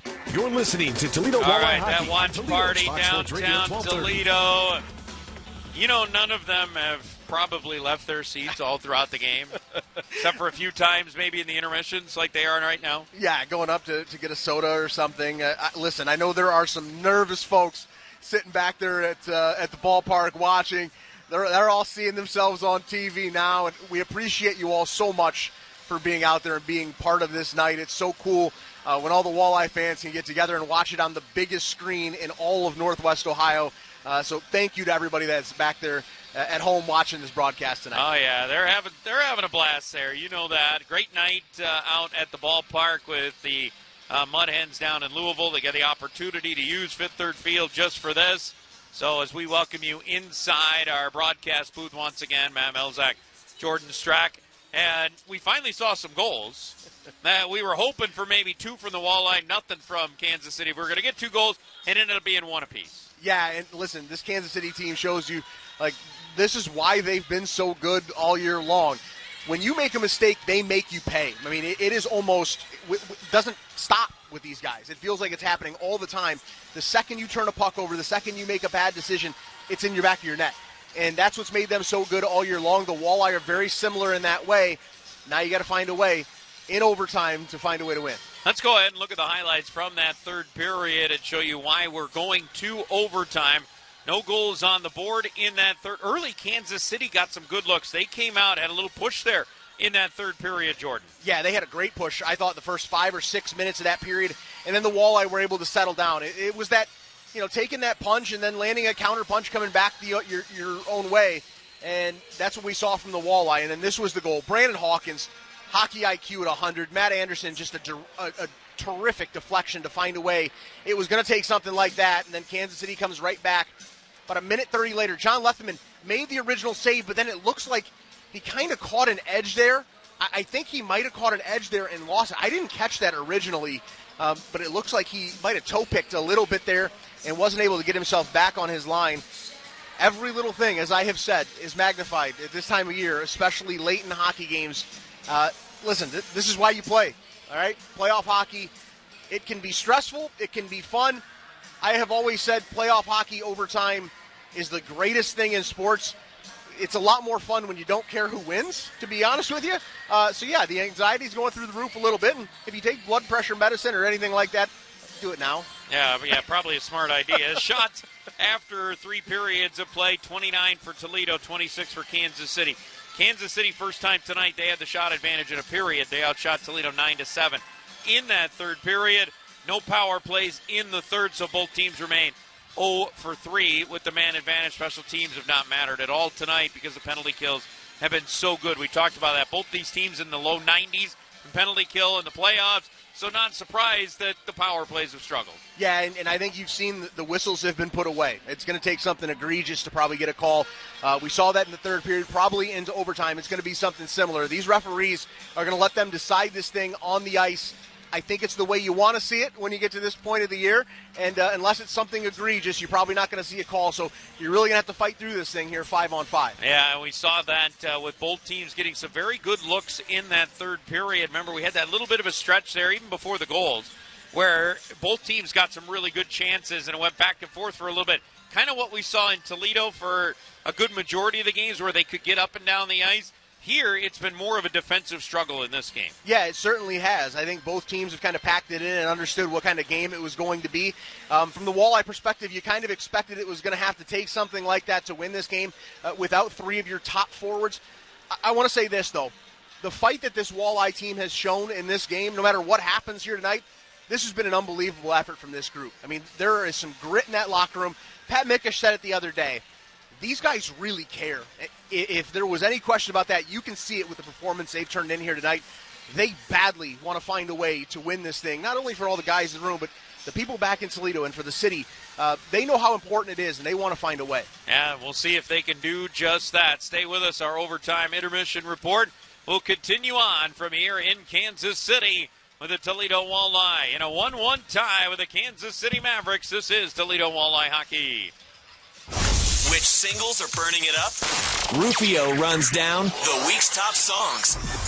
Post Malone's I Had Some Help featuring Morgan Wallen lands at number 1 on the Billboard Hot 100 Songs chart this week. Posty achieves his 6th number 1 and Morgan Wallen adds his 2nd. Kendrick Lamar's Not Like Us lands at number 2 this week. 2 viral sensations follow behind. Tommy Richmond's $1 Million Baby lands at 3, with Shabuzi's A Bar Song Tipsy at 4, and Benson Boone's Beautiful Things rounds out the top 5. Teddy Swims' Lose Control is at 6. Future Metro Boomin and Kendrick Lamar's Like That at 7. Taylor Swift's Fortnite featuring Post Malone at 8. And rounding out the Hot 100 top 10, Sabrina Carpenter's Espresso at 9. And Hosier's Too Sweet at 10. All right. And that's What's Poppin'. I'm Rufio on iHeartRadio. All the good stuff. Yeah. Camps keeps you on top of pop culture. Pat Sajak's spin around the Wheel of Fortune is reaching its end. The host's final episode has been recorded and is scheduled for June 7th, bringing down the curtain on 41 years in syndication and his previous 8 years on the now-defunct network version of the long-running game, which gave Sajak the title of longest-running host of a single game show, overtaking the late Bob Barker in 2018. Vanna White will be returning to Wheel of Fortune this fall when Ryan Seacrest takes over as host. All right. And that's what's poppin' on Camps on iHeartRadio. Okay, true stories from Huntington customers with Bobby. So, tell us what happened, Bobby. When my wife passed away, she did all the finances. She took care of everything. At the time, I needed all the help in the world. And how did your banker help? I didn't expect all the help I got from Sierra. It was much needed. Get more than money from your bank. Welcome to Huntington. Real people compensated for true stories. Russell Wilson here with Play 60, United Way in the NFL, are helping kids play at least 60 minutes a day. Healthy kids. To get involved, go to unitedway.org/play60. Donate. Are you guys going to do that every time? Yes, of course. Brought to you by United Way and the Ad Council. T-Town Hockey plays here. Toledo's Fox Sports 1230.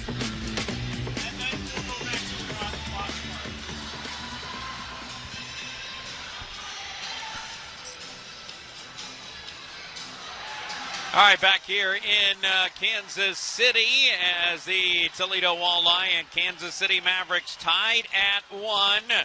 Getting ready to go for overtime. We're a few minutes shy of that in this 1-1 tie. As we welcome you back here inside our broadcast booth. Matt Milzak, Jordan Strack. And Jordan, you look at the 2 goals that were scored.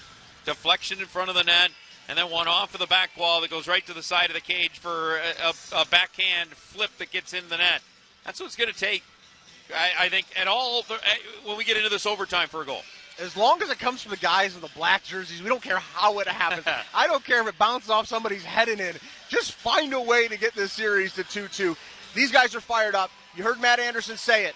They love playing in these moments. They are ready to go. Yeah, they certainly are. They're out there as our officials make their way out. You look here. Game tied at 1. If Toledo wins, that Game 6 will happen for sure on Monday. If they don't, Then they got to win tomorrow to stay alive. We'll see what happens when we come back for overtime here in Kansas City. Tied at 1. This is Toledo Walleye Hockey. The films, the stars, the milestones, the awards. Here's Big Sue with the Week in Hollywood History. May 21st, 1952. Lawrence Turode, better known as Mr. T, is born in Chicago. Best known for his trademark mohawk hairdo, he became famous playing B.A. Baracus in the A-Team. He also portrayed Clubber Lang in Rocky III and was inducted into the WWE Hall of Fame for his wrestling career. May 23rd, 1980. Based on Stephen King's 1977 novel of the same name, Stanley Kubrick's film adaptation of The Shining is released. Despite King's dissatisfaction, it's become regarded as one of the most influential horror movies ever made. May 24th, 1993. Mae Jemison, the first black woman to travel into space, becomes the first real-life astronaut to appear on a Star Trek show, with a cameo in the Second Chances episode of The Next Generation. May 25th, 1977. The original Star Wars opens in limited release. It quickly becomes a blockbuster hit, spawning 5 sequels, 3 prequels, and a handful of spin-off films, TV series, and specials. May 26th, 1907. Western superstar John Wayne is born as Marion Robert Morrison in Winterset, Iowa. During his 5-decade career, he appeared in nearly 170 feature films and won a Best Actor Oscar for 1969's True Grit. And that's the Week in Hollywood History on iHeartRadio. I used to be embarrassed on my garage floor. Coatings cracked, chipped, pitted, stained from years of salt and fluids and use. I'm not embarrassed now because I had Leaks Concrete Coatings. Come to my house and my garage floor is amazing. Don't paint it or cover it with outdated epoxy, but you want Rapid Cure Polyurea. Polyurea, 4 times stronger than epoxy. Links Concrete Coatings uses their state-of-the-art formula to turn your ugly garage floor into a skid-safe showroom. Links Concrete Coatings works on all concrete surfaces, garage floors, patios, pool aprons. If it's concrete, 5-star Google-rated Links can coat it. And right now, for a limited time, homeowners can take advantage and save $750 off their new garage floor. You heard me right. Call them 567-331-2050 for a free estimate. 567-331-2050. Or go to Links Concrete, LYNX ConcreteCoatings.com. LinksConcreteCoatings.com. You're listening to Toledo Walleye Hockey on Toledo's Fox Sports Radio 1230. Same thing.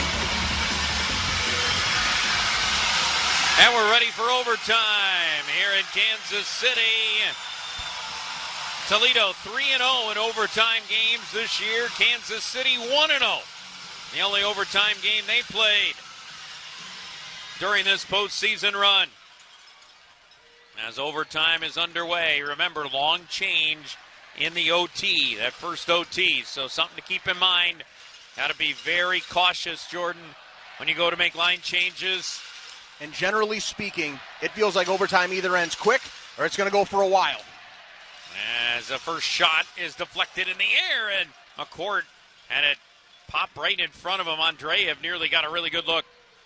Gilmore going to bring it back, leaves for Hawkins. His shot turned away. LaFontaine, rebound was there, but it's taken by Kansas City. They're going to race out to center ice. Walker drops it off. McKenna with a shot, and he whistled that wide. Comes all the way out to center, and Kansas City will reload back in their own zone. As they've got it, long pass up to center, tipped by Nolan Walker down. Lethman out of his net, steered it up the far side. Walt Curry got it, set it to the line. Big blast goes off the leg of Craggs, and he'll flag it down and carry to center. Sam Craggs out to the neutral zone, broken stick out there for Craggs. And coming across the line, a shot by Walker went high and wide. Well, if you're wondering why there was no call for a slash there, he actually lifted the stick and it broke. That's right. As a setup, Sawchuk a shot! And oh my, what a glove save! Turned in there by Jack LaFontaine on the ECHL's leading goal scorer in the postseason. Matt, I apologize. I almost tackled you there. Well, yeah, because you see Riley Sawchuk open at the top of the circles. And when he has been open during these playoffs, he has not missed many times. But LaFontaine up to the test once again. Overtime winner and series clincher in Wheeling. if you remember. He doesn't mind the big. Yeah, he doesn't mind the big moment. Off the draw, it'll be Kansas City, though, to get it out to center ice. McCallion will back up. He'll just play it into the neutral zone. Keenan had it knocked away. It's back for McCallion again. He'll go rink wide, Anderson. Matt Anderson gets it to center, drives it in. And around it goes. It's tipped right to the side of the net, and it's gloved and held on to there by LaFontaine. He'll take a draw in his own zone again. Early on in overtime, we're a minute 46 gone. And Jack LaFontaine has a terrific stop already. Kansas City had a good look. Didn't put it on the net, though. The first shift of overtime. Shots are 31-26 in favor of the Walleye. Certainly like the push here in this last minute or so from the Walleye. Turn up the pressure a little bit. And off the draw, it'll be grabbed by Kansas City as they'll get it to center. Tipped ahead, Graves knocked it down. Schoenbart able to play it in behind the net. And it'll be set up to center ice. Flip down into the Kansas City zone. They wave off the icing call. So the Mavericks will have to play it. And they do as it's set up for a carry to center by Andreev. Toledo going to try to change things up. As it's brought across the line by McKenna. His shot deflected wide. Puck in behind the net. McKenna picks it up. Tried to stuff it in, and Letherman got back just in time. He had started to go to the near side post when McKenna came back out on the far side. Yeah, great read by John Letherman there. A little misdirection behind the net. He was able to slide over and get the pad on it. Pass ahead to Curry. He'll shovel that into the zone. Chasing after it, Gabriel. He's got it. It's one-handed off of his stick, but Gilmore was there. Played it up the near side wall. Open and taken by Kansas City as they'll drop it down into the corner. Graves tangled up there with Borchardt. And it'll come free to Curry. Curry behind the net, trying to backhand it in front. Great read by Gilmore. He knocked that away, and it's Doucette carrying to center. Doucette will send it into the Kansas City zone. Good hit over on the far side wall. Craggs, fresh off the bench, trying to help it along. It's tipped for Kansas City. They got open ice. Curry will carry. Patrick Curry coming across the line. Dropped it there. Back for Curry again.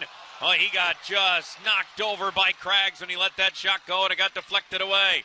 Curry has to go to the bench to play because of the fact he lost his helmet. Grisak with a shot coming across the line, went high and wide. It's out to neutral ice at Prapavesas. Trying to get control of it. Got a little bit of help there. And Grisak's going to go back the other way for Toledo. Sends it deep with nearing 4 minutes gone in overtime. Handled by Kansas City. High flip out to center ice. Glove down McCallion. And then twisted down into the Toledo zone. Anderson flushed it right back out. Wilms to play. He's forced back, and McCallion has to drive it out to center. Tipped in the air. Keenan gloved it down, but then couldn't advance it. It's Kansas City to play as they'll drive it in. Crowd for the Mavericks trying to get something going. As McCallion tries to blast it out, but the door came flying open over in the far side corner of the Toledo zone. They got to whistle it down. See, we're going to put this face off. It should come outside the zone. Yes. I would think so. Yeah. You don't. Yep, they already have it set up to be outside the zone. That's the right call. Kansas City delivered the hit that knocked the door open. Yep. Coincidentally, in the NHL, the Panthers and Rangers are 1-1 in overtime in Madison Square Garden tonight. Just like we are here. Panthers trying to take a 2-0 lead out of New York. You want to talk about a defensive gem? Boy, did they suffocate the Rangers the other night, huh? The style they play is just not fun to play against. As McCourt sets it ahead for Keenan. Out to center ice, Sawchuk. He gets across the line. Sawchuk let a shot go. Deflected wide. Wilms tried to send it in front of the net, but that's gathered in by Kansas City. And they'll play it. Graves to go get it. They dump down, and an icing call coming against Toledo. Means a face-off back in the end to our left. Well, when you grow up playing, like these are the moments, Matt. Like you think about being the hero in a moment like this. Someone's going to have to step up. The difference between being down 3-1 and tied 2-2 is just so huge. It feels like a must-win for the Walleye. Well, because if you win, now you just got to win 2 out of 3 of the last 3 to advance. If you lose, now you got to win all 3, and that becomes very difficult. That's why there's not a lot of teams that come back from a 3-1 deficit. Orsha laid it down into the corner. It'll be Walker centering it, but nobody home but McCourt, so he'll play. That's a confident play from Riley McCourt, isn't it? Yeah, it is. Confident individual, Doucette. Going to get it across the line. He thought about the shot. When he let it go, it got high and wide off the back wall. Karams all the way up towards the line. Gilmore going to keep it alive for Toledo. It's Hawkins. Back to Gilmore. Drop for Hawkins. Hawkins has it top of the left circle. Has a point tonight with an assist on that goal that gave Toledo the 1-0 lead. Puck knocked down. Popped right in front. Rebound is there. They'll poke away at it. And it's covered.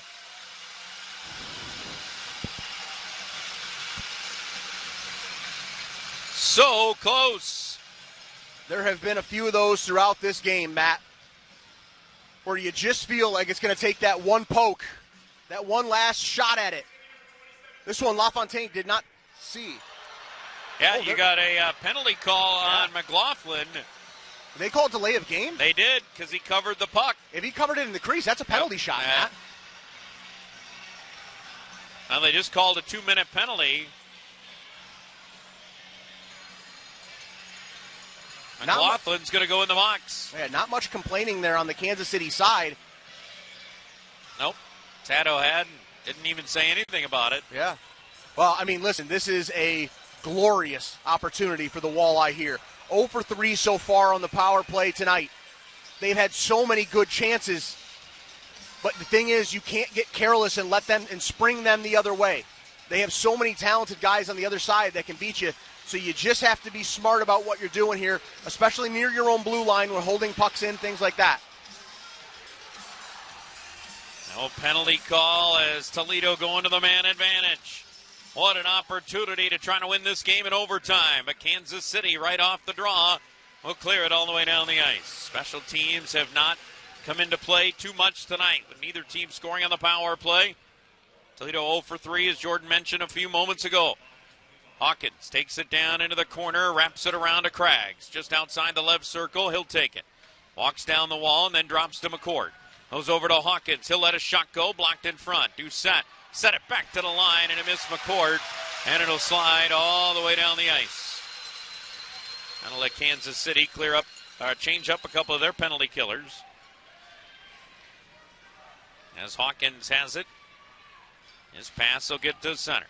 Doucette goes rink wide for Sawchuk, gets him across the line. Left for Craggs. Craggs lost it, and it's taken away. Kansas City will flip it down the ice. Curry thought about racing after it. He does. He and Doucette went to the wall back there. And Toledo's going to go the other way. 55 to go in the man advantage. Delayed offside call, so they'll have to wait. As Craggs will go to the bench, Grant Gabriel dropped it off there for Sawchuk. Sawchuk pushed it down in behind the net. It'll be played by Kansas City over to the far side corner, taken there by Wilms. Wilms sets for Sawchuk to the line, Prapavesis.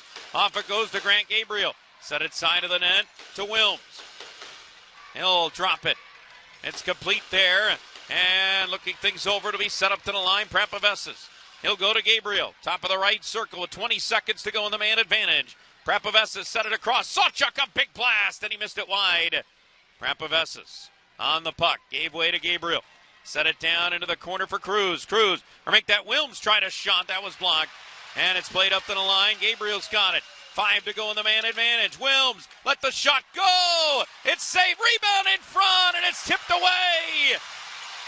LaFontaine had it go off his glove, and it nearly popped behind him as the power play time expires. Some great chances from the Walleye, some good puck movement. I thought the KC PK was awesome, too. They were, as they send it all the way down. Icing call against Kansas City. And Toledo, you want to talk about some looks. They just got him on a power play. Yeah, they had a couple really good looks there, Matt. This one, Gilmore tried to bank it off. Just not able to get it off LaFontaine's back. You would have taken it anyway. Now you've got a tired Kansas City unit out there right now after the icing. That's right. Can Toledo take advantage? Dalton Messina will be the one to take the draw for the Walleye. Face off to the right of LaFontaine. 1-1 tie in overtime. Kansas City, Calvis will push it. Ahead it goes, right to the line. And delayed offside call. They'll be handled by Kansas City as they'll play it. Down into the Toledo zone. They need to get a couple of bodies to the bench after the icing call. They do. And Cotton has the puck. Trying to get behind the net, but lost it. And it'll be saucered out. Chasing after it is Griessock. He got there, played it down into the corner, trying to return it for Griessock. And the pass by Messina was broken up. And Cotton will play it rink wide. It's picked up by Hawkins, fresh off the bench. Left it for Graves, Jacob Graves. Slid past the check at center, got it across the line, feathered it deep. Kansas City will play it up the near side wall, but not out yet. Held in by Gilmore. Down into the corner it goes. Tangle up there. A couple of bodies went down to the ice. Kansas City trying to get the puck out. They will get it just past the blue line. Unable to gather it in, though. Toledo will back it up, and they've got it. Coming to center ice, McCallion. McCallion slips across the line. Down low, he goes, and a backhand try went wide. Poked up towards the line, and it'll be pushed down. McCallion has to drift back into his own zone to play. Handed it off for Craggs. He's being hounded there by Schoenbart. It'll be played to center. And Kansas City will just push it across the Toledo line again. We're nearing the halfway mark of overtime. Gabriel is passed to center. Tipped across the Kansas City line by Griessock.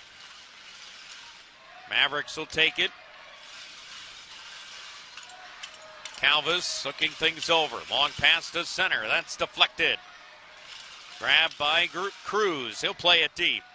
Out of his net, LaFontaine. And sent up the near side wall. Toledo going to get to it again.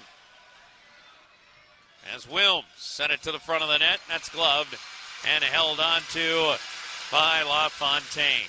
One timeout during the overtime session. We have it right now. With 9:59 to go in OT. Number one. We're tied at 1. This is Toledo Walleye Hockey.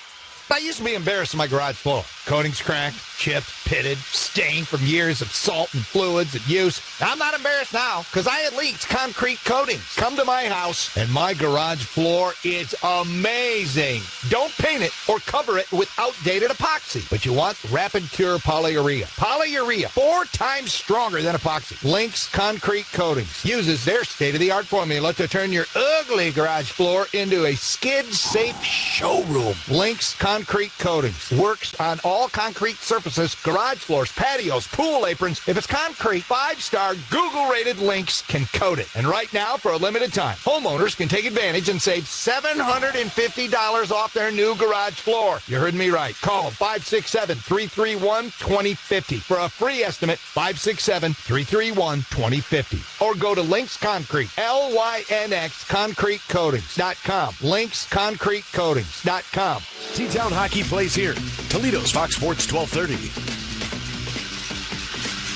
All right, we are back in overtime. Tied at 1. Toledo and Kansas City. Matt Anderson scored in the third period. Matched by Jake Jaremko. That's why we're in OT. And we're halfway through an overtime session.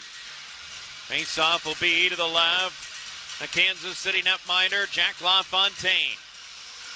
His first matchup against Toledo, he had 39 saves in Game 2. Tonight, he's got 35.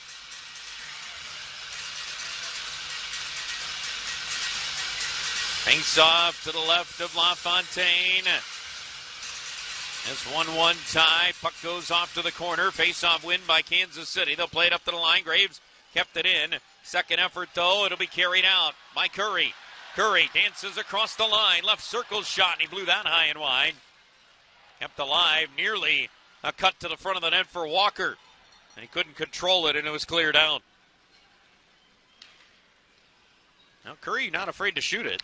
He has a little Brandon Hawkins in his DNA, I think. Yeah. He's not afraid to fire from anywhere. No. But he's missed it an awful lot. Sawchuk with a steal. Can he fire to the back of the net? No, getting a piece of it at the last moment was Duquesne, and that kept it from being anything towards the front of the net. Toledo still after it. They're going to keep it alive. Prapavesis fired a shot, and it grazed off the paddle. Fontana wide. Hawkins, big blast from the line, and that missed wide. Gabriel hands it off. Prapavesis back for Grant Gabriel. Gabriel throws it down into the corner. It's back up the near side wall. Gabriel again. His pass, though, deflected away. Kansas City trying to change things up. Grant Gabriel with the puck. Pass to center, Grisak. Fired a shot. Boy, fighting that off was LaFontaine. Kind of an awkward fight for him, but he knocked it away. Everything he does normally he has confidence in. That one, he looked just a little shaky there. Yeah, he certainly did. And he'll look at a face-off in his own zone with 8:41 to go and overtime 1. Remember, we play on until there's a goal and a winner. Sam Craggs to take the draw. Craggs. And this one won by Kansas City. Mavericks have it as they'll get it to center ice. It's tipped by Cotton across the line. Jaremko threw it in front. They score.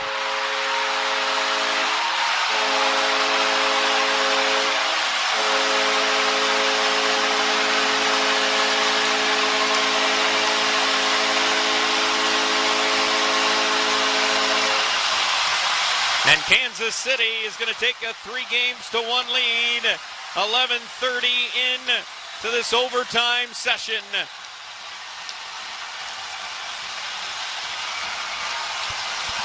Jordan, we've mentioned it time in, time again. You can't give Kansas City anything. They get an inch, they can take a mile. Yeah, they can absolutely make you pay off the littlest spots.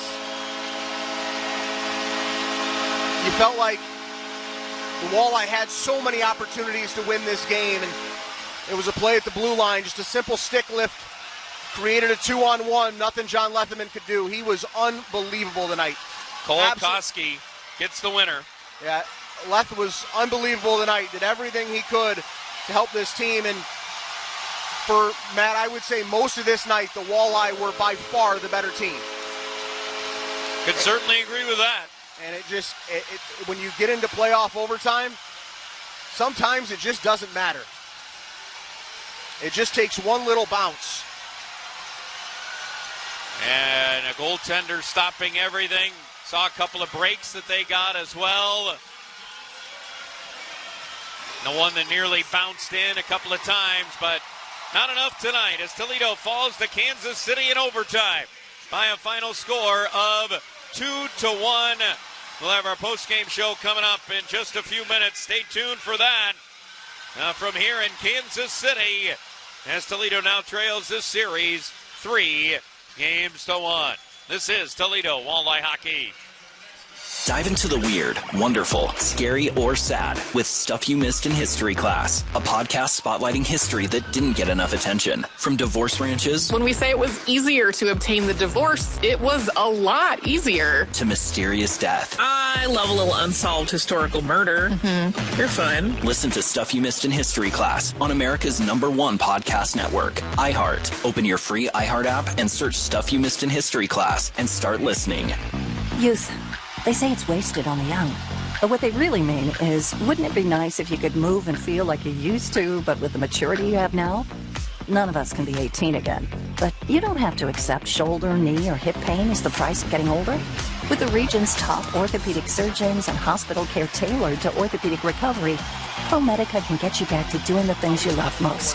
Visit ProMedica.org/ortho to stop hurting and start living. T-Town Hockey plays here. Toledo's Fox Sports 1230.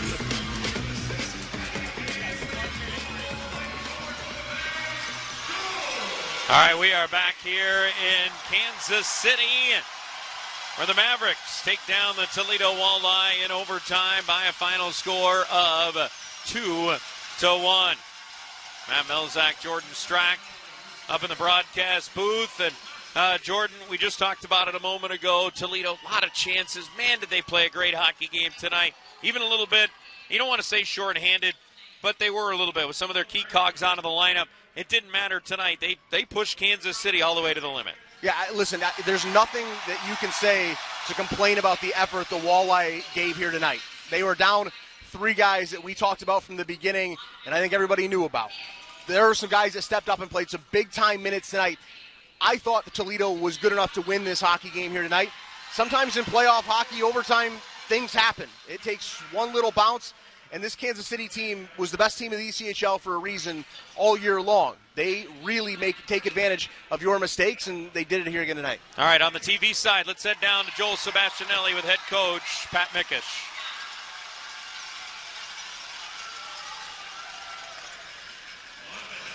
And Jordan, you and I will continue here talking on the radio side tonight because of the fact that we know what Pat's going to talk about here. His team played great tonight. Yeah. They did everything they needed to do to win this hockey game. It just didn't happen for them. Yeah, no, I listen, you have to love what you got from this group here tonight. They battled. They absolutely battled for 60 minutes, for 70 minutes, whatever it ended up being. They knew exactly what it was going to take coming in here tonight. They knew Kansas City would be fired up to come back on their home ice and all those kind of things. And the Walleye did more than what I'm sure some people might have thought you'd see out of them tonight. There was some true grit. It was a true fight from this shorthanded group. Yeah, and we talked about this beforehand. Sometimes even when a team comes in and you got all the fanfare for Kansas City, they did what they wanted to do. They got 2 out of 3 in Toledo in this 3-4 series. So in their mind, they won that first part of the series. Yeah. And now their thinking is, okay, we just got to get a couple wins, and then we're good to go going forward in this series. And Toledo came out and really hit him in the mouth today. It just didn't end up going in the victory column. Yeah, I mean, and sometimes that's what happens in playoff hockey. Like sometimes it just doesn't go your way. It just doesn't. And thank you, Joel, on the TV side, and head coach Pat Mickish. As always, gracious to talk no matter what, win or loss. And his team has now lost 3 out of the first 4 games against this very good Kansas City team. And you could certainly make the case in the 4 games, Toledo's had their moments where they've looked like the better team. I mean, you could honestly go back, and I don't want to sound like a homer here. You could honestly go back and dissect the series, and Toledo could easily be up 3-1 the other way. There are so many little moments during a series that they either play out your way or they don't. And for Kansas City, it feels like they've gotten every single potential break that you could get.